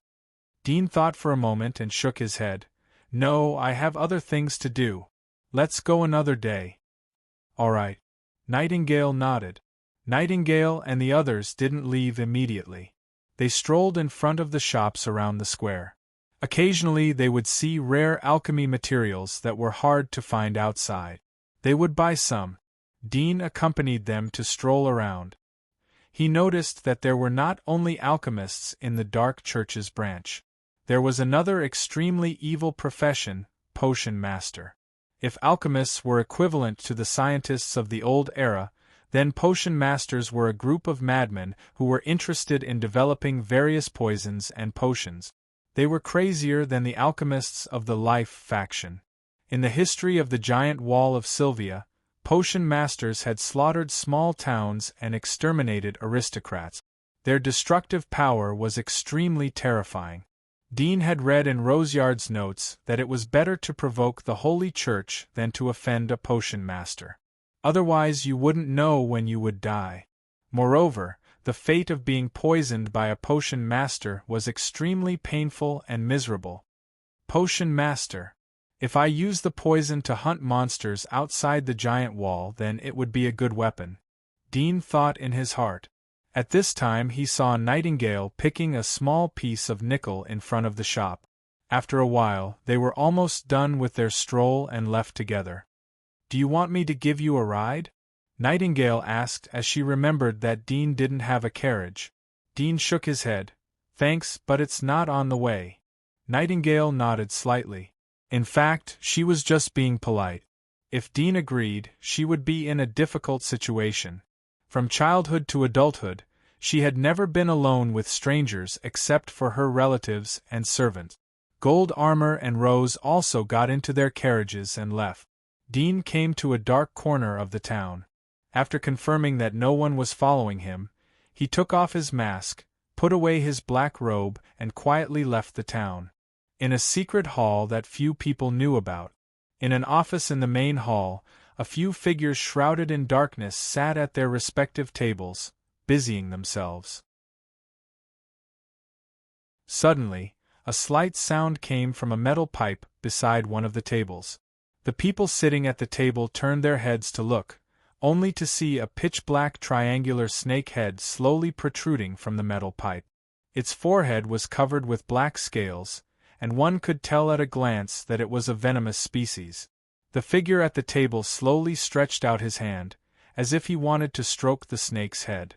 The black snake slowly opened its mouth, and there was a black reel in its sharp fangs. The figure at the table pulled out the reel, opened it, and took out a letter and a roll of information. After a moment, he put away the information and the letter, and muttered to himself, "Flame explosion forbidden technique again? It seems that there are a lot of nobles who have been colluding with alchemists recently." He pondered for a moment, and immediately wrote a letter, stuffed it into the reel, and handed it to the black snake. The black snake opened its mouth, swallowed the reel, and slowly retracted its body back into the metal pipe. Mount Erdo's Burong family. In the castle surrounded by rivers of traps, there was a bamboo chute-like room in the castle. Two figures were sitting in front of a desk. There were a lot of information and several thick books on the table. According to our investigation, the murderer is likely to be his friend. The blonde Gionda sat by the desk and gently tapped a pen on a document. He said gently, "We'll start with him later." A pretty and slim figure was sitting at the opposite side of the table. She was wearing a simple but expensive light green dress. She was looking at the potted plants on the window next to her. When she heard Gionda's words, she looked at the direction he was pointing at. She was silent for a moment and suddenly asked, "Teacher, is there any trouble in our family?" Gionda was taken aback. She looked at the beautiful girl and said, "Why do you think so?" "Recently, my father has been deliberately preventing me from leaving the castle, and even troubled you to come to my house to accompany me. There must be something bad happening outside that my father doesn't want me to know." The girl looked up at him and said, "Can you tell me?" Gionda looked at her bright and clear eyes. His heart skipped a beat. He turned his head away and said, "It's your illusion. Your Burong family is an ancient aristocratic family with a huge industry. How can you encounter trouble? But recently there are alchemists outside. It's not safe. So I'm afraid you will encounter danger." "Really?" The girl stared at him deeply, bowed her head and didn't say anything. Gionda put away the documents on the table. "That's all for today. I think you're a little tired. I've found some clues. I'll go back and send someone to investigate." Then he picked up the books and materials, turned around and left the room. In this room, which was comparable to an ordinary aristocratic hall, there was only the girl left. She sat silently for a moment and felt a little tired. She got up and went to the window. She looked at the courtyard and fruit trees outside. Her depressed mood eased a lot. Suddenly, she saw a carriage coming from a distant path. There was a bright dark red flag on the carriage. The girl's eyes lit up as she quickly greeted the carriage. The carriage soon stopped in front of the courtyard. A tall girl with white skin and dark red curly hair came down from the carriage. Her slender body seemed to be blown by the wind at any time. She ran out of the carriage and saw the girl in green skirt running out of the courtyard. She was surprised. "Jenny." Jenny's face was full of joy as she said, "Saya, why have you come?" "I'm bored to death, so I came to play with you." Sarah Mel smiled. "Great, let's go inside." Jenny pulled her friend back to her room. The sun was setting. The afternoon passed. Sarah was holding Jenny's favorite plush doll. She stood in front of the window and looked at the sky. "It's getting late. I should go back." Jenny said, "Why don't you rest in my house tonight?" Sarah Mel shook her head and said, "Today I'll go back and rest early. Tomorrow I have a place to go." "Ah, right, I came here to tell you good news." "Good news?" Jenny was surprised. Sarah Mel smiled and said, "You met a hunter who can write poetry. Wasn't he imprisoned? But recently he was released on bail. Tomorrow I will go to a party. Maybe I will meet him." Sarah Mel smiled and said, "That's right. Hunter." Jenny's body shook as she looked at her in disbelief. You are talking about Dean?" Sarah shrugged. "I don't remember his name. But this time he was bailed out. I think he will encounter a lot of trouble. The noble who bailed him out is too weak. He wants to set up a consortium. I think he wants to use your friend." Jenny was stunned and murmured, "Didn't my father say that he can't be bailed out for what he did?" Sarah was surprised. "Really? It's just theft. We used to do this kind of thing when we were children. With the power of your family, it should be easy to bail him out."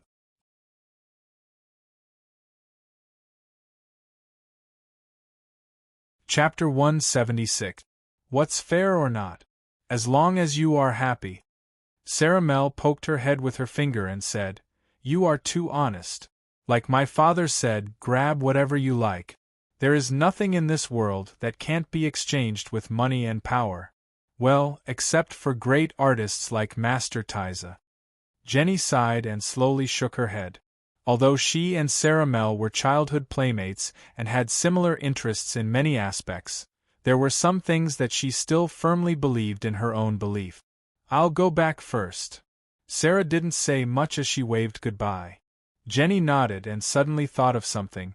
"Did you say that you might see him? Then, can you help me bring a letter to him?" Sarah Mel raised her hand and touched her face. She smiled and said, "This lady will not be a messenger. If you have something to say, then say it yourself. Weren't you very brave before?" Sarah Mel smiled and touched Sarah's face. After saying that, he blinked his eyes and turned to leave. Yard Town, Ryan Castle. A carriage entered the castle. The door was pushed open and Dean got off the carriage. He followed the servant into the castle. It was dusk. Smoke was floating behind the Ryan castle. Dinner was being prepared. In the hall of the castle, the servants stood respectfully on both sides. Although the Ryan family had declined, the etiquette of dining was still maintained. Old Fouline's children and grandchildren had arrived in the spacious dining hall. They were busy with their own things and occasionally chatting with each other. Houghton was talking to his sister when he saw Dean coming from outside. He quickly got up and greeted him. "Hello, Mr. Dean." Dean shook hands. "I came at the right time." Hugh laughed. "Yes, Mr. Dean hasn't eaten yet. How about we eat together?" Dean didn't refuse. "Then I'll have to trouble you to add a pair of chopsticks." "Chopsticks?" Hugh was surprised but didn't ask much. He smiled and nodded. He touched his nose and entered the dining room. Old Fouline was in the office on the second floor. Barton, Crone and Joseph were also in the dining room. They were sitting in a corner but no one paid attention to them. Seeing Dean enter the restaurant, the three were surprised and immediately greeted him. Dean smiled and nodded to the three. At this time, a middle-aged man with a white beard asked Hugh, "This is—" Houghton hurriedly introduced, "This is the hunter hired by Grandpa." "Hunter?" There was a trace of surprise in the middle-aged man's eyes. He stepped forward and shook hands. "Hello, I'm the second son of old Fouline, Jake." Dean gently shook hands. "Hello." The other people sitting in the restaurant also came forward to greet Dean. The third generation Houghton stood next to him. He was curious and wanted to come forward to greet Dean. However, he just nodded and called him Mr. Dean because of his status and etiquette. "Mr. Dean is so young. Which consortium did you come from?" Jake asked with a smile. "Melon Consortium." "Melon Consortium?" Jake was not surprised. "My father has recently founded a new consortium. It's called New World Consortium. It's really gratifying to be able to win over a young and promising hunter like you." Dean smiled. Although his face was full of joy, but when old Fouline founded the consortium, most of his children tried to stop him. Fortunately, although old Fouline was old, he was still able to control them. After a moment, old Foulin came to the dining hall. He was not surprised to see Dean. There was a touch of smile on his face. "Mr. Dean, you came really early. The hunter who came early gets the bird to eat." Dean got up and smiled. Old Foulin waved his hand to indicate everyone to sit down. He came to the patriarch's seat with the help of the middle-aged maid. "Mr. Dean, you sit next to me." Jake and the others were surprised. They didn't expect the patriarch to value Dean so much. Dean nodded slightly and sat down. Coincidentally, Jake was sitting in his seat. The smile on his face was a little stiff, but he still squeezed out a smile and moved back a seat. "Let's eat," old Foulin said to the middle-aged maid next to him. The middle-aged maid nodded and turned to another maid to pass the message. After a moment, the servants brought the dishes to the table. Old Foulin smiled at Dean. "I didn't know that Mr. Dean would come today. The dinner is a bit simple, so please enjoy. Save and get rich." Dean smiled back. The dinner table looked happy and harmonious. Old Foulin wiped his mouth with a handkerchief. "Mr. Dean, our Ryan family has established a new consortium. Tomorrow night will be the opening ceremony of the consortium. Many old acquaintances of the nobles will come to congratulate us. You are currently the only hunter in our consortium. I hope you can attend." Dean nodded. "No problem. Grandpa, can I go too?" Hugh shouted from the end of the table. Old Foulin looked at him. "You don't have enough seniority. You should put your mind on your studies. When you get the Knight's Certificate of Honor, you will bring glory to our family." Hugh's face was pale as he coldly snorted. After dinner, old Foulin called Dean into the study room to discuss some matters. "The nobles who will be attending tomorrow are in a similar situation as the Ryan family. They are relatively declining." Old Foulin went straight to the point after the middle-aged maid left. "Some of them want to participate due to etiquette. Some of them want to see the situation of our consortium. They want to join and share the benefits. In any case, this is the first time that our consortium will show up. I hope to leave a good impression." Dean nodded. "They are not the only ones who will pay attention to this party. The entire aristocratic circle will be looking at us." "Yes." Old Foulin deeply nodded as he saw that Dean understood. He secretly looked at the teenager. There have been many declining aristocrats who wanted to establish a consortium. They wanted to draw other declining aristocrats to join them. However, these declining aristocrats are scattered. They will be crushed by other consortia. Over time, there are very few declining aristocrats who are willing to establish a consortium. After all, the establishment fee of a consortium is not low. Now our Ryan family is desperate. The other families should have investigated very clearly. In any case, since we have taken this road, I hope to have a good start. Therefore, I intend to announce to the public that you are an intermediate hunter. In this way we can improve the foundation of our consortium." Dean pondered for a moment and nodded. "All right. In the future, we are likely to be suppressed by the Melon Consortium." Old Foulin sighed. "It's all up to you. Our Ryan family can't afford to toss and turn. We can't stop this giant sword." Dean smiled. "Once we accumulate enough funds to rent the passage outside the giant wall, our wealth will roll faster than a snowball." Old Foulin wryly smiled. Although he didn't know where Dean's confidence came from, but he couldn't refute anything. Now he could only pray. "Are there alchemists behind some big aristocrats?" Dean suddenly asked. Old Foulin was silent for a moment. "Yes, the wealth created by an alchemist master is much more than that of a hunter."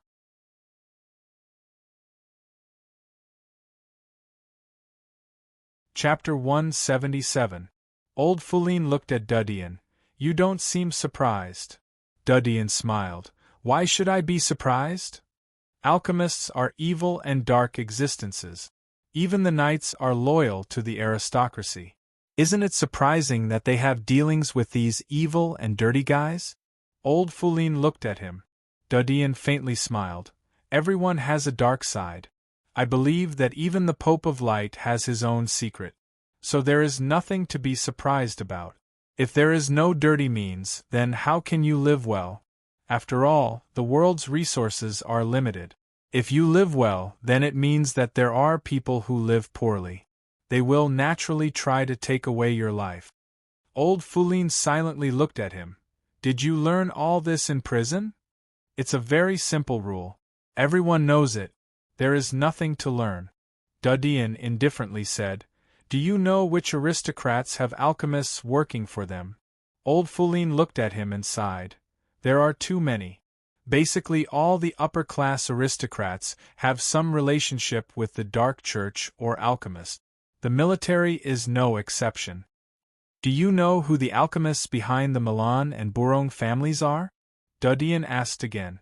Old Foulin shook his head. I don't know about this. Communication between alchemists and families is extremely secretive. In addition to the patriarch's most trusted confidants, even the children of the family may not know about it, let alone outsiders. However, if you want to know more about it, you can find clues from various industries of the family. Alchemists help the aristocrats develop new products and sell them. If you can find someone who has joined the Dark Church, then you can trace the identity of the alchemist. Of course, it will cost a lot of gold coins. Dudien's eyes lit up. Does the Holy Church know about the secret communication between the aristocrats and the alchemists? They are not fools. Of course they know about it. Old Foulin sighed. Although the Holy Church is powerful and has a wide range of believers, but they still rely on the aristocrats. If the economic system of the aristocracy collapses, then the losses to the civilians will be greater. Then it will cause a series of chain reactions. In our circle, it is called a currency storm. Once it happens, it will even lead to riots in various regions. This is what the Holy Church doesn't want to see. Dudien knew that the currency storm was similar to the financial crisis of the old era. So the Holy Church is turning a blind eye. Not really. Old Foulin shook his head. If there is no conclusive evidence, then it will lead to a collective backlash from other aristocrats. That's why the Holy Church is afraid of the Holy Church. Although they know that most aristocrats have contacts with the alchemists, they have no way to trace it because they don't have any evidence in their hands. Even an ancient family like the Mel will be annihilated. Dudien's eyes narrowed. It seemed that he had underestimated the power of the Holy Church. Does your family have their own shop in the yard town? Dudien changed the topic. Old Foulin was surprised. Do you want to borrow it? Well, I'll borrow it for a period of time. I'll return it to you at the rental price. What are you going to do with it? Old Foulin looked at him suspiciously. Sell things. There was a touch of smile on Dean's face. I happen to know an alchemist. It can be regarded as a way to make money for our consortium. What do you think? Do you know an alchemist? Old Foulin's pupils shrank as he looked at him in surprise. How do you know him? Weren't you in prison before? This is my private matter. Don't ask about it. Dudien reminded. Old Foulin looked at him in bewilderment. He finally gave up and asked, What faction does this alchemist friend belong to? Dudien was a little surprised. He didn't expect the old man to know so much about alchemists. He belongs to the material faction. He gave me an alchemy recipe. Tomorrow I'll go and collect the materials to make it. I should be able to make a lot of money. Old Foulin was relieved. Nobles liked to deal with alchemists from the material faction. They didn't need to be polite to them like potioneers. They didn't need to be afraid of them like alchemists from the life faction. Is this the gift you gave me? Old Foulin sighed. I didn't expect you to have such a background. What is the level of this alchemist? Very high. Dudien replied briefly. Old Foulin didn't hear the difference in Dudien's words. Very high. If it is a 2-star or 3-star alchemist, then our Ryan family may be able to turn over a little. At least we won't be powerless in the face of suppression from other consortia. Dudien faintly smiled as he saw that old Foulin was still probing for specific information. It's getting late. I should go back. Old Foulin couldn't see any thoughts from Dudien's expression. His face didn't change when he heard about a 3-star alchemist. Even if he isn't a 3-star alchemist, he should be a 2-star alchemist. Old Foulin was happy as he thought of a plan. The next day, Dudien went to several nearby towns to buy yellow phosphorus, wood, red phosphorus and other materials. He went to a more remote town and rented a small workshop with a gold coin. Then he moved the purchased materials to the workshop. In the process, Dudien thought that old Foulin would send someone to follow him. He didn't expect to smell anyone along the way. He immediately remembered that old Foulin was aware of his magic mark's ability through the Melon Consortium. So he didn't do anything in vain. It was afternoon when the materials were ready. Dudien thought of the consortium's opening party in the evening. He stopped what he was doing and prepared to go to the slave market tomorrow to hire a few workers to start the work. The night came quickly. After a whole day of decorating, the Ryan castle had become a lot livelier. The lamp oil on the walls had all been replaced with the more valuable white fat oil. The light was bright when it burned, and it didn't have any strange smell. It even had a faint fragrance.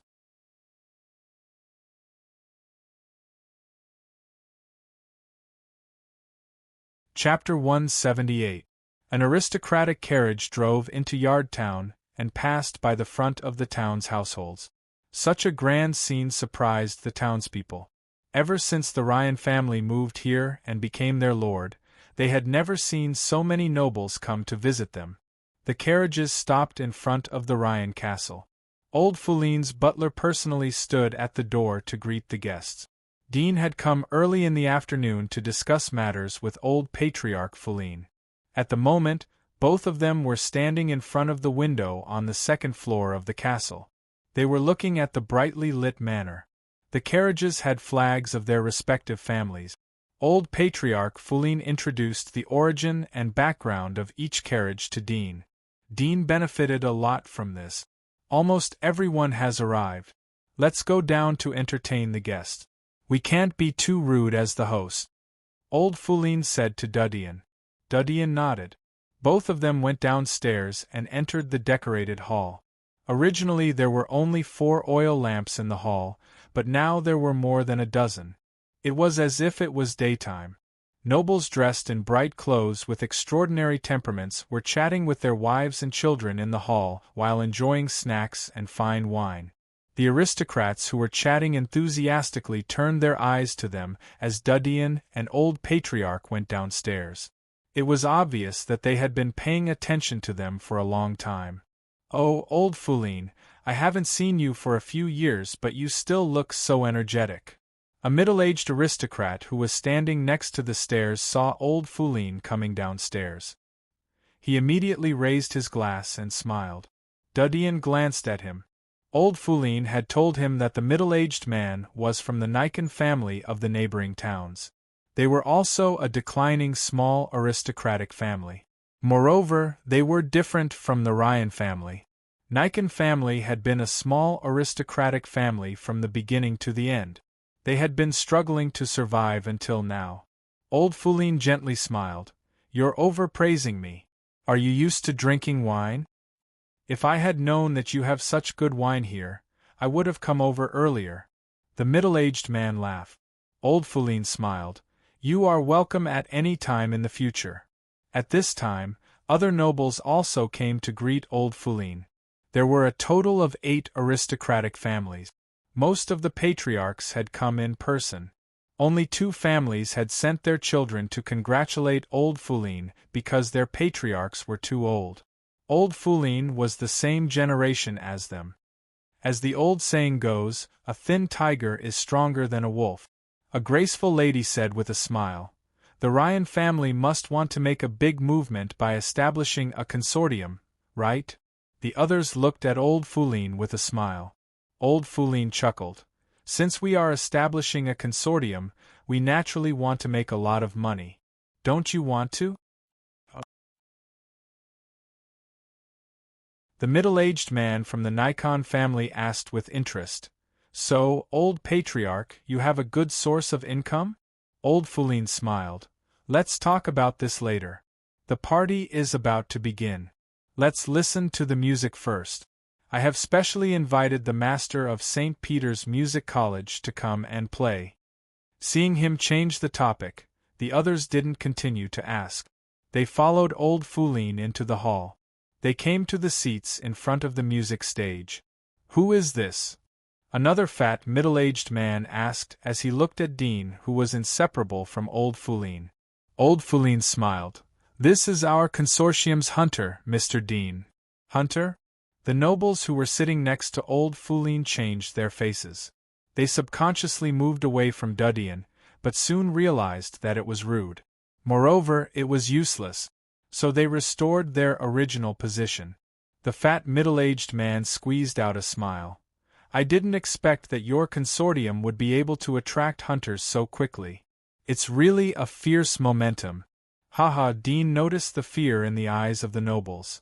But he looked calm.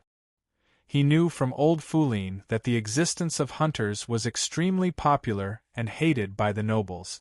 They loved hunters because they could bring wealth. But they hated hunters because they were easily angered and dangerous. There were many cases in history where hunters were out of control and killed the nobles on the spot. Although the hunters were executed by the magistrate, but the dead nobles wouldn't be resurrected. So most of the nobles didn't want to get too close to hunters. Even if they needed to pass orders, they would often use letters. Occasionally they needed to talk face to face. They would secretly arrange knights to protect them so that they could be on guard against such a dangerous item. In the eyes of most of the nobles, they didn't see hunters as the same kind as the monsters outside the giant wall. The others knew Dean's identity, so they were a bit restrained. Dean felt familiar as he saw their smiles. He remembered the time when he attended the Melon Consortium's aristocratic party. He saw Glenn and a senior hunter from another consortium enter the hall. The nobles took the initiative to greet them. He was too young at that time, so he didn't notice the hidden fear in their smiles. But now he clearly felt it. The concert is about to begin. Old Foulin smiled. Dean looked at old Foulin and saw the smile on his wrinkled face. He calmed down and quietly looked up to enjoy the music concert on the stage. There were more than 20 people in this music concert. The conductor of the concert understood old Foulin's intention and slowly raised the baton in his hand. The music notes floated out and surrounded the hall. It was refreshing. Old Foulin's children, who were sitting at the back of the hall, and the nobles' children, were leisurely intoxicated by the music. Suddenly, the door of the hall was pushed open. A group of figures entered the hall. One of them sneered. Old Patriarch Foulin is so impatient.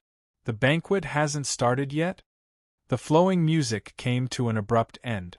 The seemingly peaceful atmosphere in the hall suddenly solidified. Everyone looked back and their faces slightly changed. The fat middle-aged man sitting next to Dean whispered, Mel family? Milan family?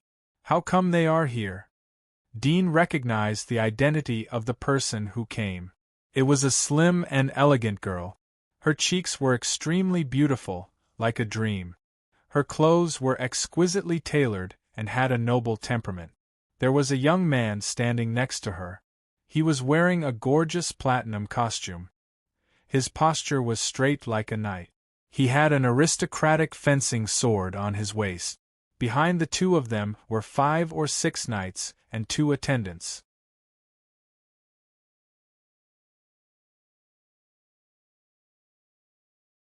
Chapter 179. Old Foulin's face was gloomy, but soon restored his calmness. He slowly stood up and said, The guests have arrived. I don't know why the two of you have come here in the middle of the night. Does that mean we've come uninvited? The handsome youth's mouth curled into a smile. Is this how the Ryan family treats their guests? Old Foulin coldly replied, Is this how the Milan family treats its guests? The handsome youth was slightly startled. The smile on his face disappeared. I heard that your Ryan family has applied to establish a consortium. We have come to pay a special visit. If we have taken the liberty, please forgive us.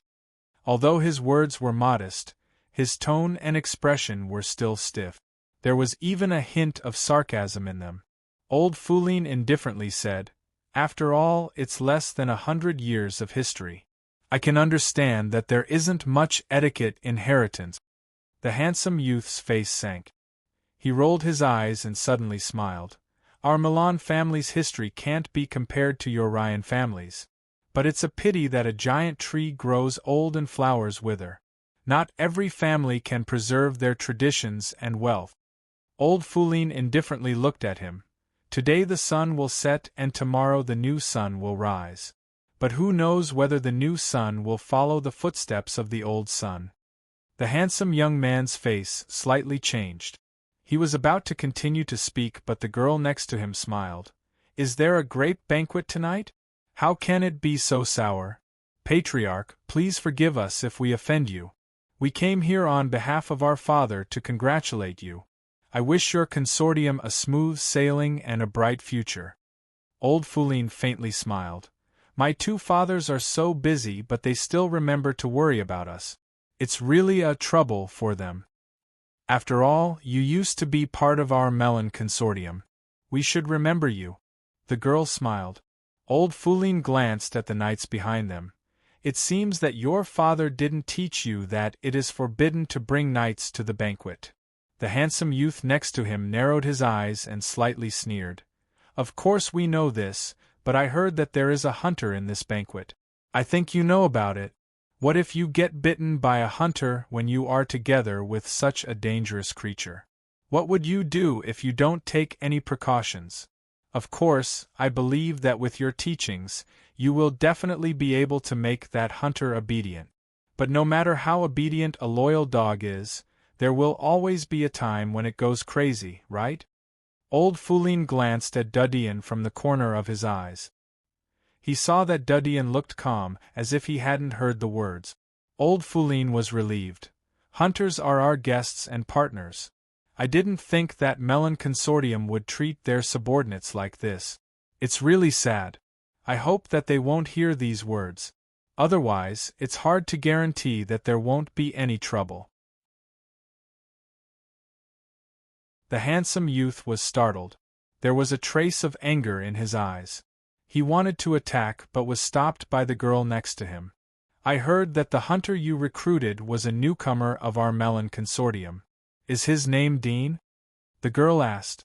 Old Foulin narrowed his eyes as he smelled the intention of attack in Dudien's words. He calmly replied, "Yes, but Mr. Dean was a good friend of the Ryan family when he joined your consortium. He knew that the Ryan family used to be part of the Melon Consortium. Fortunately, Mr. Dean didn't abandon the Ryan family. He always followed us." The girl thought that Old Foulin was cunning. She wanted to use the excuse of poaching to squeeze Old Foulin. She didn't expect that the old fox would block her words. "Is that so?" The handsome youth next to her sneered. "I heard that the hunter named Dean committed a crime of theft 3 years ago. He stole the Dragon Mountain ruby from the Milan family. He was sentenced to prison and the magistrate personally reviewed it. This matter shouldn't be false. Aren't you afraid that he would secretly empty your consortium's warehouse?" Old Foulin indifferently said, "Mr. Dean was wronged. There is a mistake in this. Mr. Dean will complain to the magistrate in the future. Besides, the Dragon Mountain ruby is one of the 3 treasures of the Milan family. It is worrying that the guards are so lax." The handsome youth clenched his fist. He was so angry that his chest was blocked. "We can't win against this old fox." The girl whispered to Old Foulin, "I see that the banquet is about to begin. Are you going to welcome us?" Old Foulin indifferently smiled. "Since the 2 of you are here, then you should participate together. But it's better to leave the knights outside. It would be impolite if they offend other people." The handsome youth's eyes turned. "Patriarch, I suddenly have an idea. We came in a hurry, so we didn't bring any gift. How about we give a little performance to everyone? The other nobles looked at each other, but no one answered. Old Fulin narrowed his eyes. There is no need for gifts. How can this old man accept gifts from the younger generation? If you don't give gifts, then this junior will be a little restless. The handsome youth smiled. I have heard that the strength of the hunter surnamed Dean is extraordinary. He is an intermediate hunter. It would be better to let him cooperate with my knights so that everyone can see the abilities of this hunter. Old Fulin's face sank. He had declared that Dean was an intermediate hunter. It was to create momentum for the consortium. The other side obviously seized this point and took the opportunity to tear him down. Dudian saw that old Fulin was hesitating, so he said, "All right, since I can entertain everyone, then I will be happy." He took a few steps forward and smiled at the handsome youth. Milan family, right? You must know that the hunter's skills are mainly focused on killing. I'm not very skilled in pure performance. If I accidentally hurt your subordinates, then please forgive me. The handsome youth looked up and down at Dudian. There was a trace of killing intent in his eyes. However, there was a smile on his face. Same to you. Knights are too upright. If I accidentally hurt you, then I hope you can take care of your body. Dudian glanced at the sword on his waist. It seems that you are also a knight. It would be better for you to show your sincerity. The smile on the handsome youth's face stiffened. He was indeed a knight and had passed the knight's assessment. But after all, he was an aristocrat. The knight's identity was just to gild his body. He didn't delve deeply into it. He was just an official junior knight. In terms of pure combat, he was slightly lacking compared to a junior hunter. He had already learned the information about Dean from the Melon Consortium. He knew that Dean was a junior hunter 3 years ago. Although he hadn't fully mastered the skills of a junior hunter, but he was imprisoned and tortured. But after all, a hunter's physique was still there. Nobles never fight with hunters. The handsome youth said generously. Dudian smiled. But you are also a knight, right? Shouldn't you have the courage of a knight? In the blink of an eye, it was the last day of the month. We were behind by 10 days and 1,000 monthly vote. We were behind by 300 monthly vote. We were short by 700 monthly vote. Well, old Gupta didn't use too much strength. Otherwise he should be able to catch up more.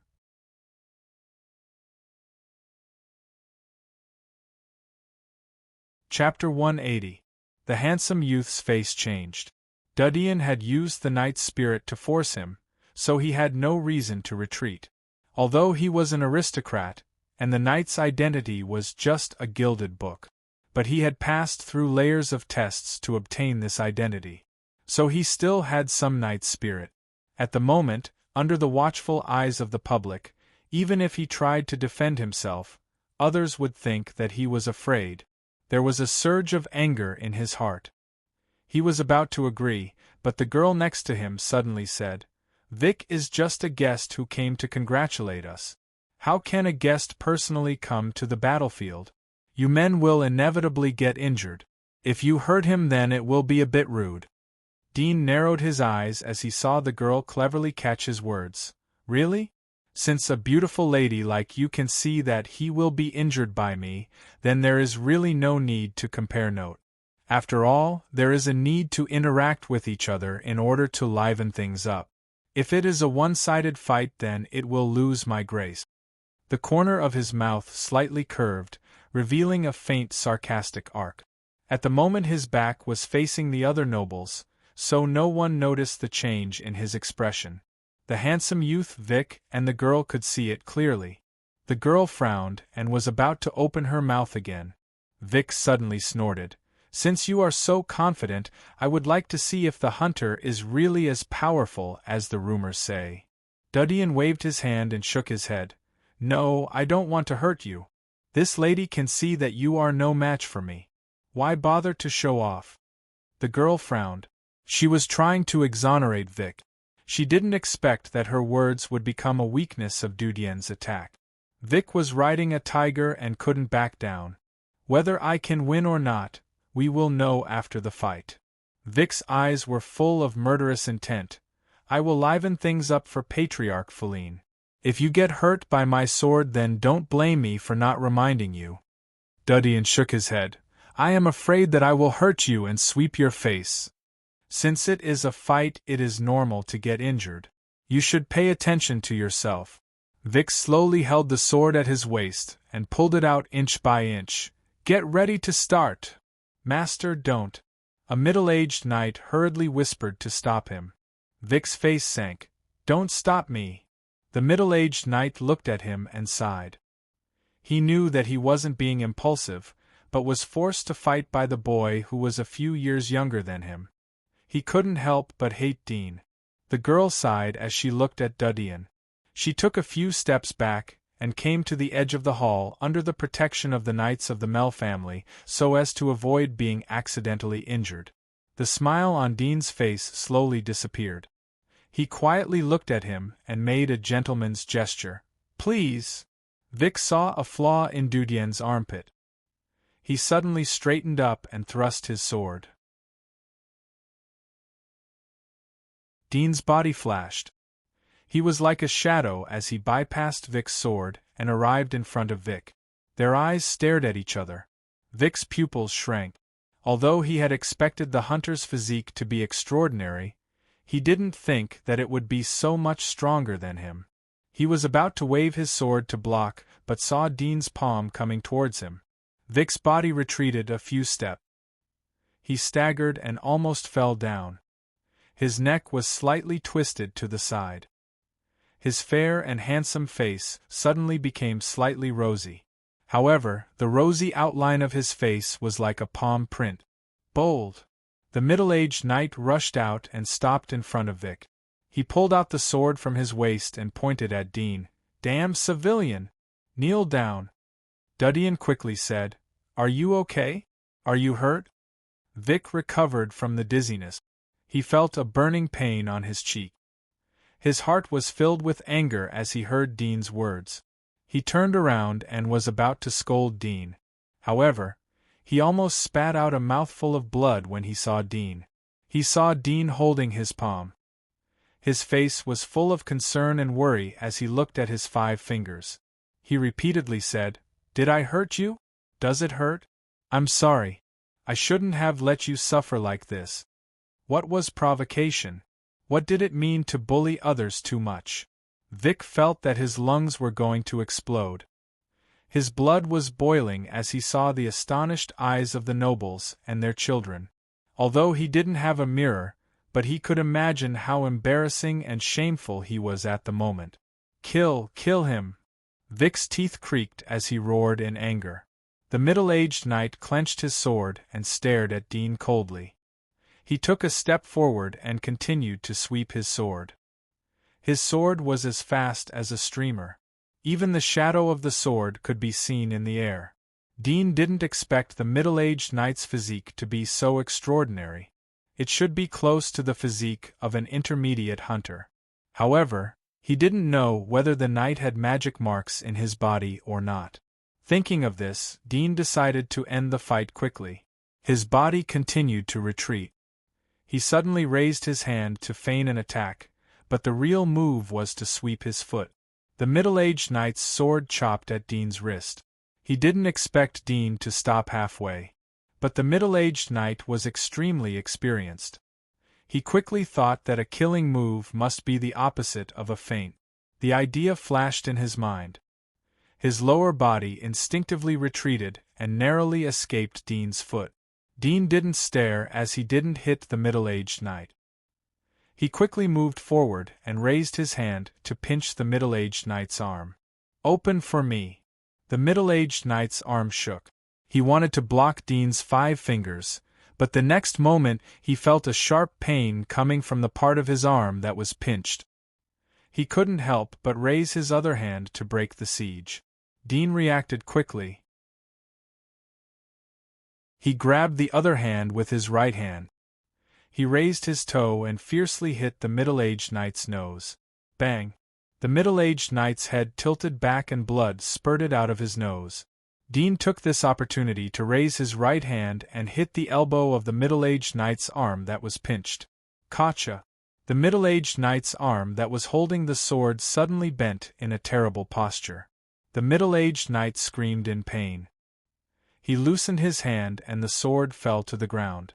The other 3 knights didn't think that their captain would be defeated.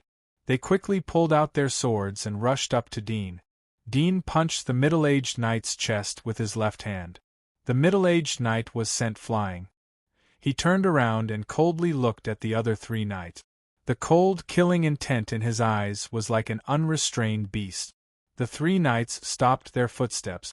They clenched their swords and trembled as they looked at Dean.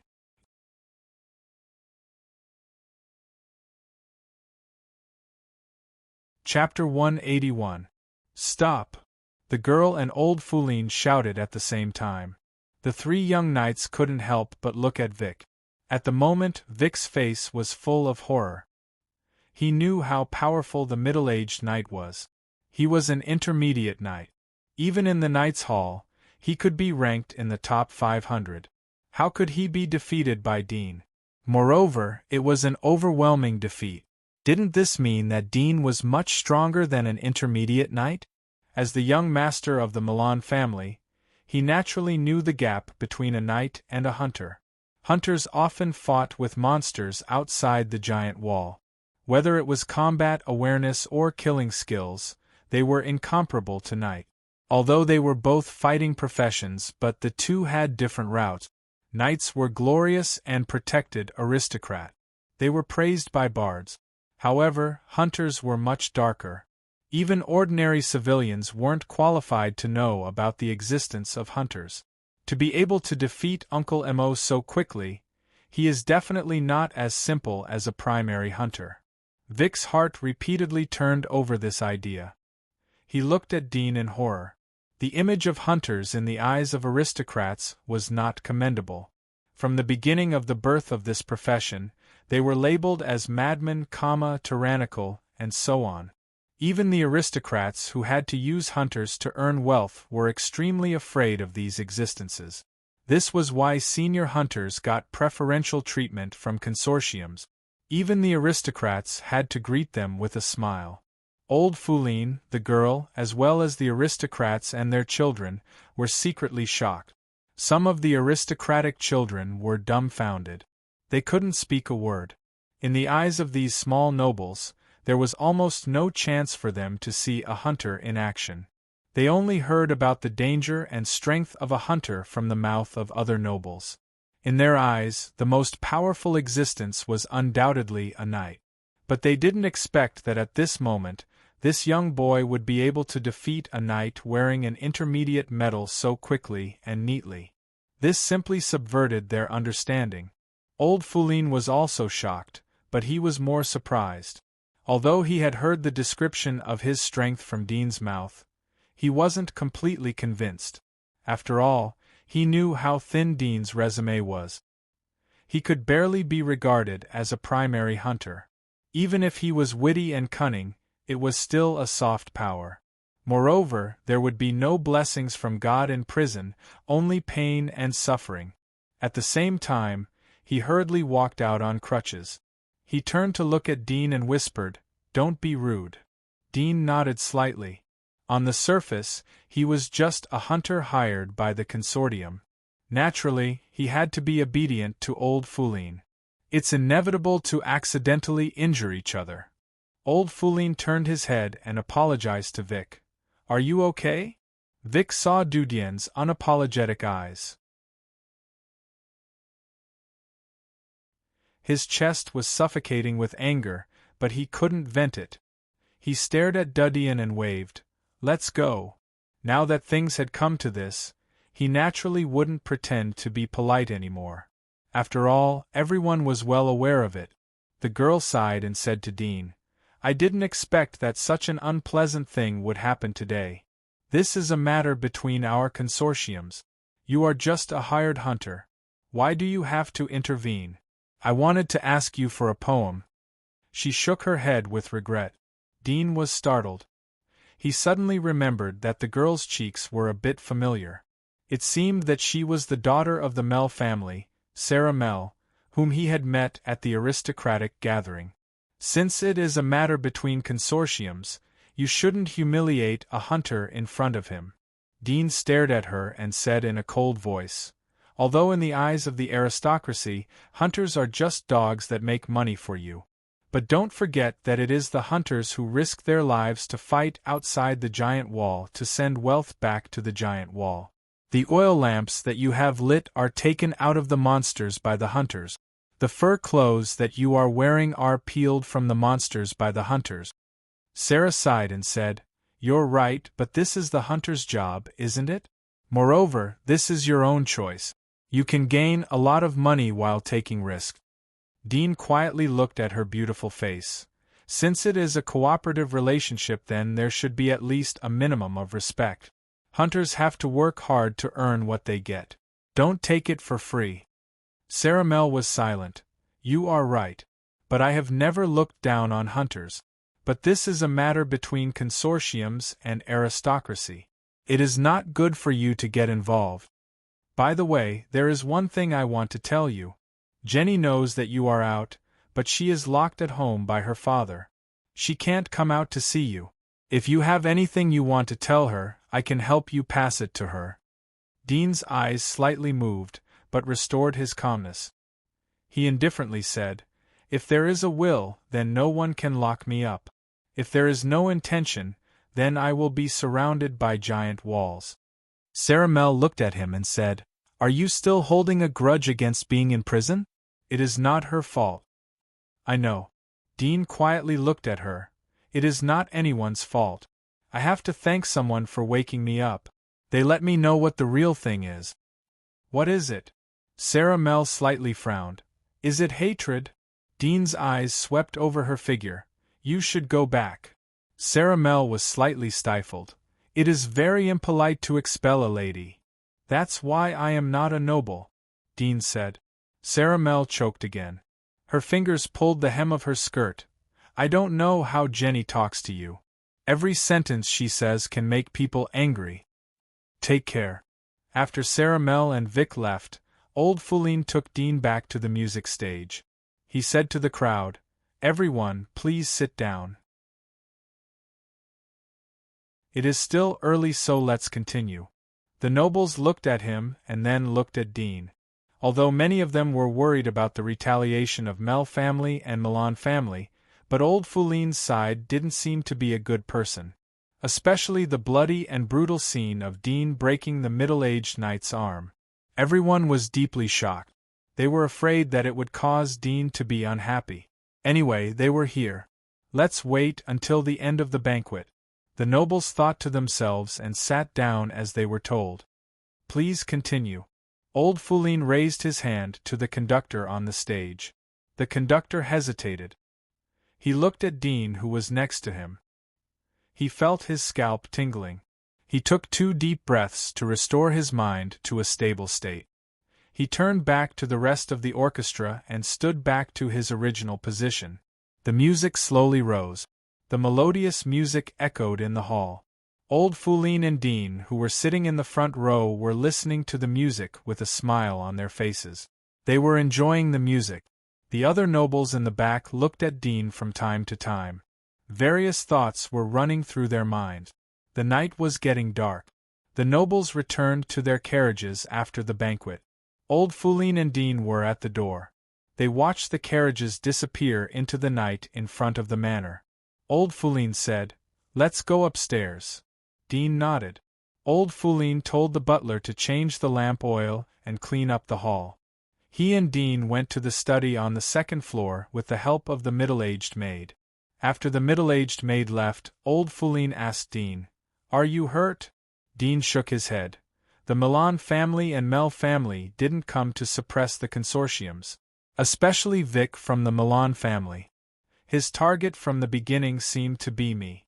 Was it because he knew that I was bailed out and was worried that I would retaliate against them? So, he acted in advance?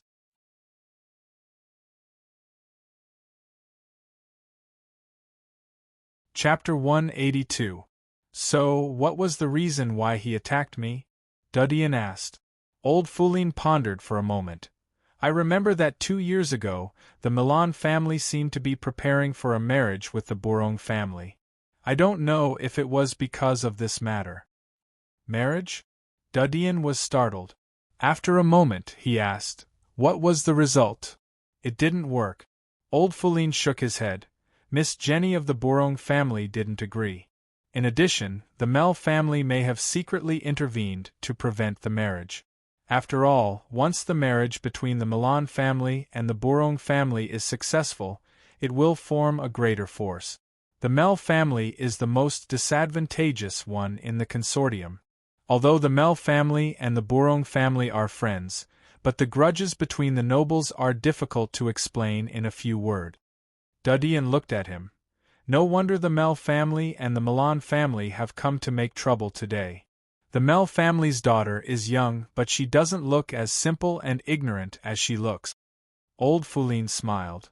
No matter how cunning the fox is, it will eventually be defeated by experience. Dudian nodded and admitted that this was the truth. But today you have humiliated the Milan family in front of them. They won't let you go. Old Foulin sighed. Although we are independent from the Melon consortium, but occasionally we can endure it. Dudian said. Some I can endure, but some don't deserve to be endured. There is a word called self-humiliation. The Milan family won't spread today's matter. They won't be able to accuse me of offending the nobles. They will only play tricks behind the scenes. But even if we are polite, we shouldn't pray for others to attack since they are hostile. Old Foulin looked at him. He always had an illusion that he wasn't talking to a teenager, but a mature adult in his 30s. He couldn't help but think of some outstanding figures in history. Most of them showed amazing talent in certain aspects when they were children. Perhaps the talent of the youth in front of him would become an outstanding figure in the future, but it would be by no means positive. The Milan family cares about their face, so they won't spread it out. Old Foulin looked at Dudian and said, but there is no impenetrable wall in the world. The news that you can easily defeat an intermediate knight will spread to the whole circle. Although it won't be reported in the newspapers, but you will become famous in the circle. However, being famous may not be a good thing. Dudian said. Melon Consortium should take immediate measures. In any case, we have to make money as soon as possible. We have to rent our own passage and cultivate our own hunters. Old Foulin smiled. I can only rely on you. Dudian nodded. He got up and said goodbye as he thought about the small workshop. I'll go back first. By the time he left the Ryan castle, it was already late and the curfew time had arrived. Dudian's carriage was decorated with the flag of the Ryan family. There were curfew soldiers on the road, but they weren't stopped. Back to the small workshop, Dudian checked the materials and confirmed that there were no errors. Then he lay down on the container and went to sleep. The next day, Dudian went to the slave market in the western part of the commercial district. He spent 20 silver coins to pick 20 slaves. Most of the slaves were of the Blanc race. They were healthy. There were 10 men and 10 women. Their age ranged from 18 to 25 years old. Most of the people who sold the slaves were aristocrats, bankrupt wealthy merchants, depressed knights, and so on. They couldn't support too many slaves and servants, so they could only consign them for sale. Dudian didn't directly transfer the ownership of the slaves to his name, but to the Ryan family. He took the slaves to the small workshop that he had rented. He taught them the simple production process. Each person only needed to learn how to make their own environment. Dudian selected a middle-aged man called Harrison, who was a butler of a knight family. He replaced him to manage the workshop. Throughout the day, Dudian taught the slaves how to make and supervise their work. In the evening, Dudian counted the finished goods. There were less than 1,000 boxes. The cost of the materials is about 2 silver coins. If I want to sell the matches quickly, I have to enter the market at a very low price. Each box is 2 copper coins. 1,000 boxes is 20 silver coins. The revenue ratio is 10 to 1. Dudeen calculated in his mind. Yes, the first thing he made was the match. Although in alchemy, the match was not classified as a forbidden technique like explosive, the alchemy structure of the match was relatively simple. Yellow phosphorus, red phosphorus, and other basic materials could be used and combined. But in this period without electricity, the match could quickly replace the fire sickle. After all, the ignition efficiency of the fire sickle was slow and the weight was heavy. These 2 points would be defeated by the advantage of the mat. Although the match was only a small item, but it was a consumable. It meant that there would always be a demand. Once the match replaced the position of the fire sickle, the money earned would not be inferior to other precious items. 20 silver coins a day is too slow. 10 days is only 2 gold coins. Dudeen thought about the previous production process. The work efficiency of the 20 slaves was very fast. The reason why only 1,000 boxes were made was that the process of cutting the matchsticks took the most time. 10 slaves cutting the matchsticks couldn't catch up with the speed of the others making the matchsticks and the boxes. I have to build a machine to cut the matchsticks, Dudeen thoughtfully said, but the emergence of machinery is bound to be noticed by people. Then they will start to research and develop it.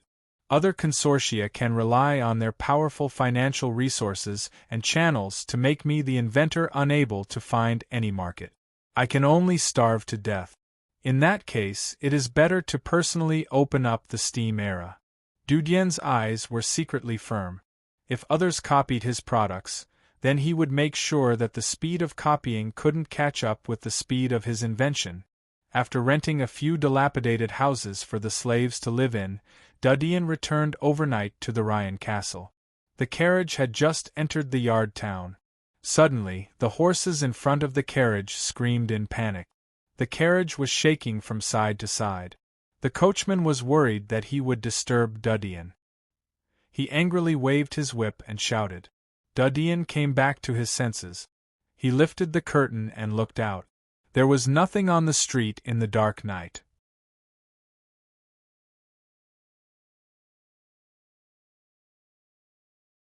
Chapter 183.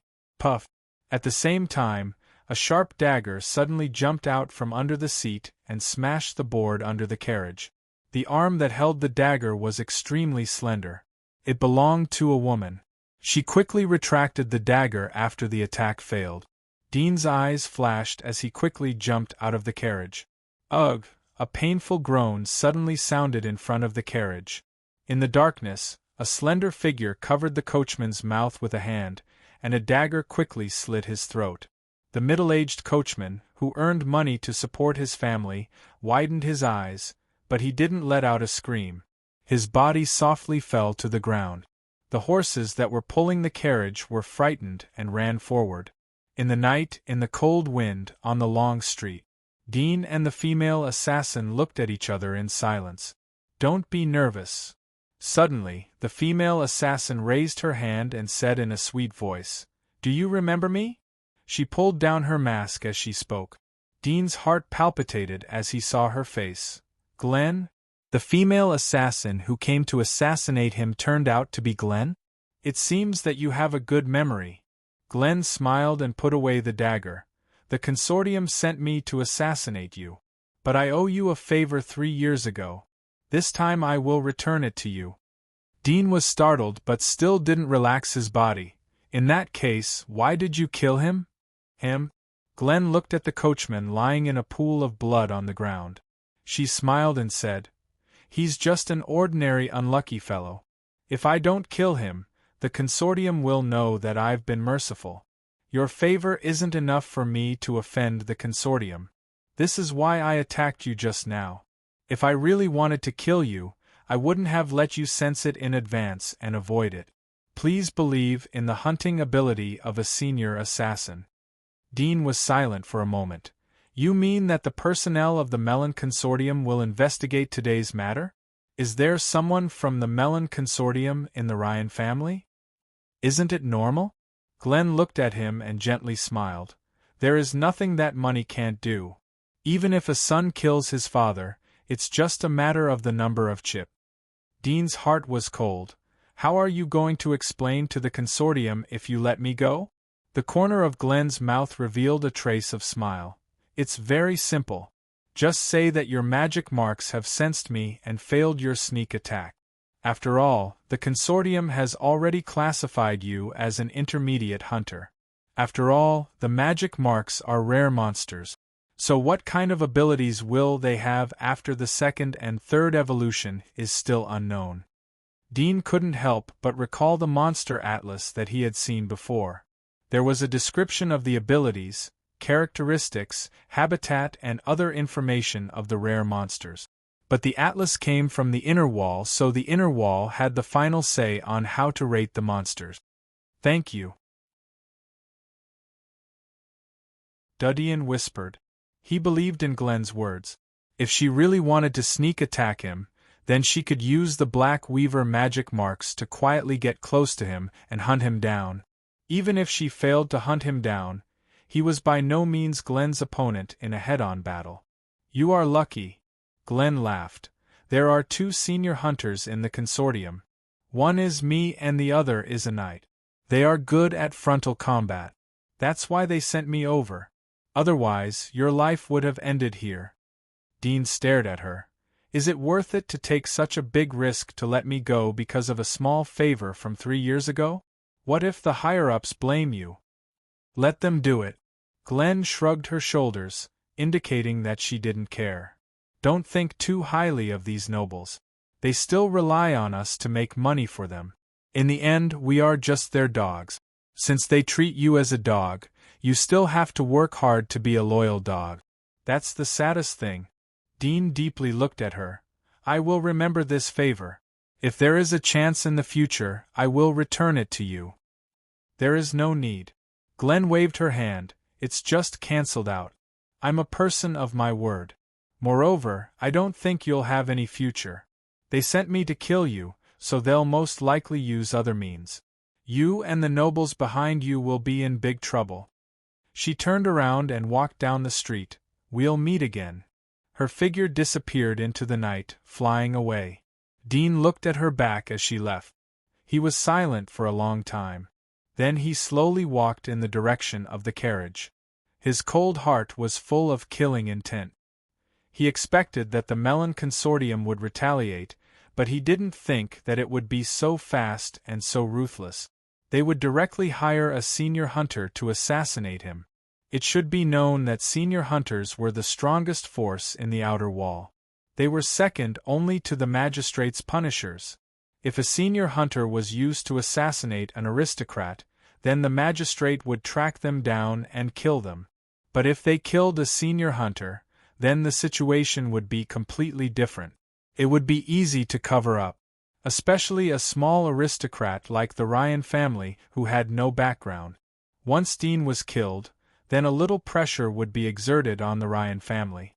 Then the Ryan family wouldn't dare to retaliate, let alone complain about Dean. Glenn's assassination attempt failed. She probably won't try to assassinate him again, but I still have to be careful. Dudian walked alone in the cold wind of the night. His thoughts were getting clearer. Direct assassination won't work. Most of the time, they will crush the Ryan family through various industries and channels of the consortium as well as other affiliated forces and rich businessmen. I have to raise money as soon as possible. The chill in Dean's eyes was getting stronger. If he was a senior hunter, then it would be like a thorn in the throat for the Melon Consortium. In the end, the strategy was auxiliary. Strength was fundamental. Dean tore his clothes before returning to the Ryan castle. He disguised it as if he had just fought a fierce battle.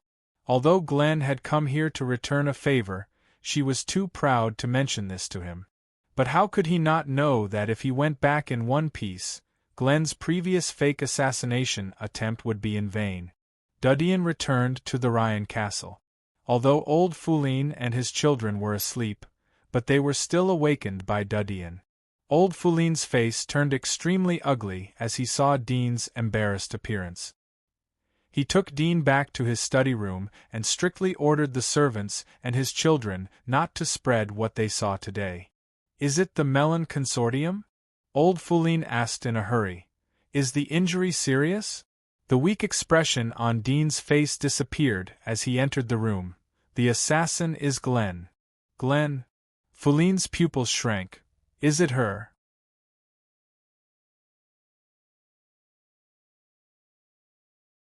Chapter 184. Old Foulin was startled. "How? Do you know where we can get orders for textiles?" Dudien said. "I need a textile factory. Try your best to get a large one. Then get all the orders for textiles. We will make textiles and sell them together with the other product that the alchemist gave me. We will raise the money to rent the channels outside the giant wall as soon as possible." Old Foulin was surprised. "Textiles? It will take a long time to earn a lot of money with the funds and manpower in our hand." "I have my own way." Dudien stared at him. "Remember to get all the orders that you can get. If I remember correctly, the rent for the channels outside the giant wall is 100,000 gold coins per year, right?" "Yes." Old Foulin smiled. "I sold the mine in Red Leaf Mountain for less than 10,000 gold coins. For a family like ours, it would take us a lifetime to earn 100,000 gold coins. A fallen aristocrat could barely maintain the expenses of an aristocrat even if they had some land and taxes. The income they could accumulate was not as much as a senior hunter. A senior hunter like Glenn could easily take out tens of thousands of gold coins. She could get a reward of tens of thousands of gold coins if she submitted a named beast. If it was a rare named beast, then the reward would be several times or even 10 times more. Dudien whispered. "We can only make small profits but quick sales. If we use the previous textile production technology, then the efficiency will be slow. Naturally, it will be difficult to make money in a short period of time. But if we increase the efficiency by 10 times or even a dozen times, then the speed of making money won't be too slow." 10 times?